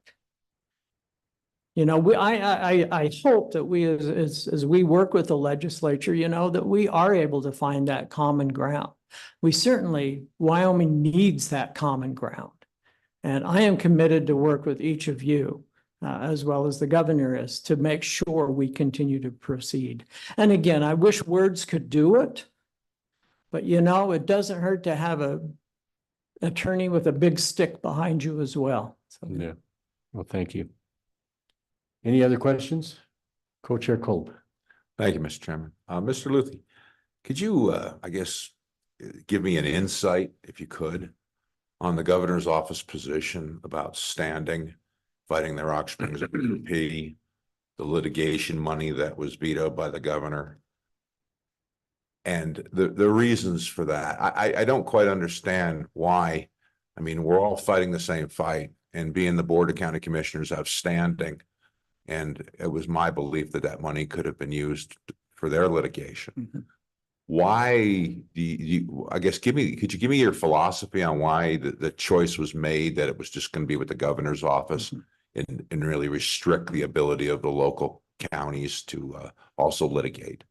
And specifically what they say the Rock Springs RMP. Thank you, Mr. Chairman. Mr. Luthi. Mr. Chairman, Mr. Co-Chairman, I see I spent just 1 minute too long here in this chair. But no, I will go down. The overall philosophy is one of what we see as a real benefit to the state of Wyoming, is you have an attorney general that's actually appointed by the governor, whomever that is. Therefore, there are a lot of states that have elected attorney generals, and often the governor's office and the AG's office are on really different aspects on that. Now, that isn't your question. Your question is, well, the legislature wanted to be able to appropriate a lot of money that could be for the legislature or may possibly for the local governments as well. Once again, the philosophy is the same. We think it's important that we have one voice. And I can't say it would happen, but I could envision you have two attorneys, because the attorney general would probably be unable to represent both the governor and the legislature. Sometimes you can, but if the two positions are different, then it'd probably be the legislature then that would have to go out for private counsel, which is fine. You know, private counsel is a great job, but I could envision where in court you could have a judge asking, which of you represents the state of Wyoming? So that's our basic philosophy of that. Now, you didn't get the opportunity to go back and look at that again, so I'm sure you will, and I'm sure we'll have that discussion again. Follow up, Mr. Yeah, thank you, Mr. Chairman. So I guess drill down this a little bit more. So if that money was specifically only to go to counties to fight litigation, instead of it being more broadly used by the legislative body to have, a different position potentially. But as standing goes with the board account, with a commission, if that money was used for that purpose solely instead of more broadly, it could have been tapped by multiple groups, the legislative body and counties. Is there an issue about counties having more money to fight that litigation because they have standing? If it was segregated out of that bill, the way it was vetoed by the governor. I mean, is there an issue with counties being able to have more money to litigate that? That's really my question. Thank you, Mr. Chairman. Mr. Luthi. Hey, Mr. Chairman, I hesitate only because I have not explored that on my legal side. I mean, we talked about standing. I don't have an easy answer, but I have an answer that I think we're willing to talk about it more often and more frequently and in the future. We already have the Federal Natural Resources Policy Act, which we do provide money to the local communities to help, and particularly conservation districts, the counties, to help in as they participated in the EISs and those types of things.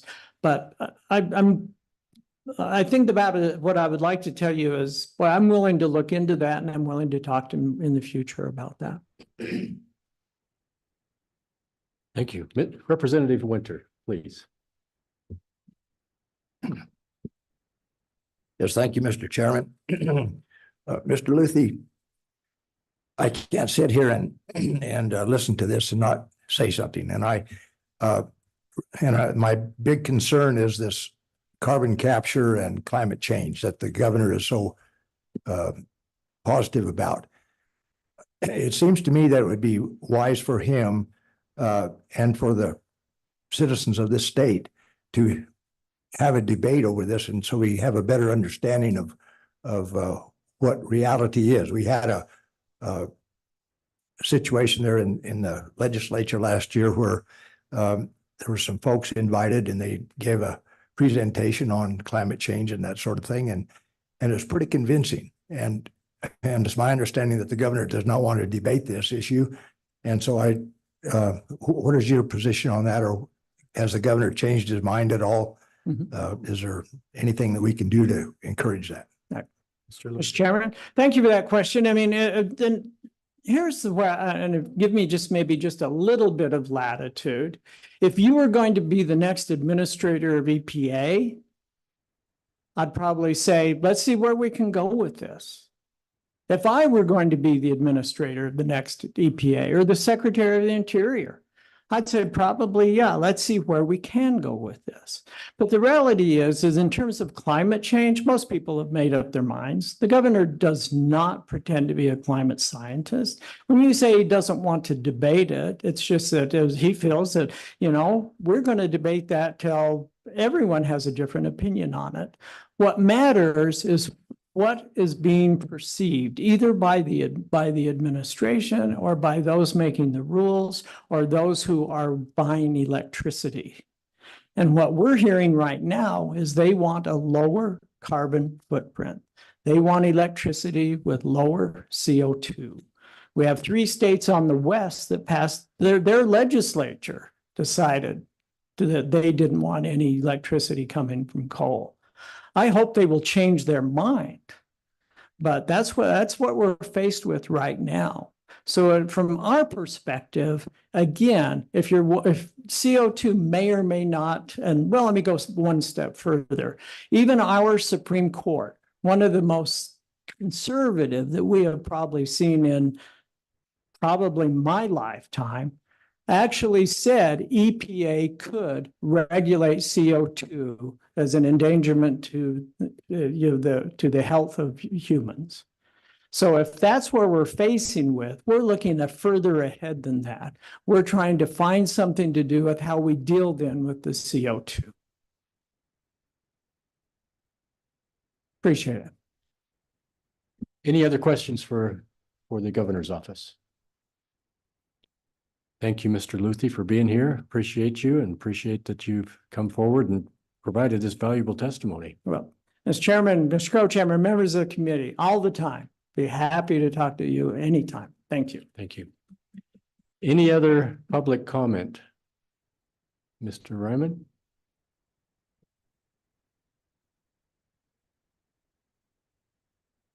We all know who you are, but for the record, would you restate that? Yep, absolutely. Good morning again, committee. Jeremiah Riemann with the County Commissioners Association. I just wanted to share a few things.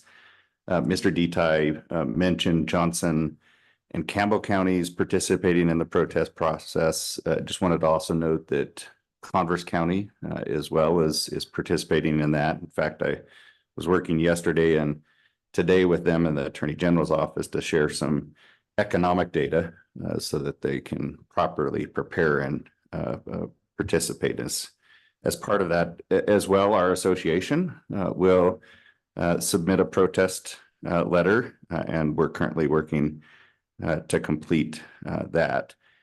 Counties can also participate with the support of the governor's office in the consistency review because of course, we have comprehensive land use plans or natural resource plans, which you generously helped us pursue a few years ago. So we'll again support the governor's office and the AG's office in that particular area.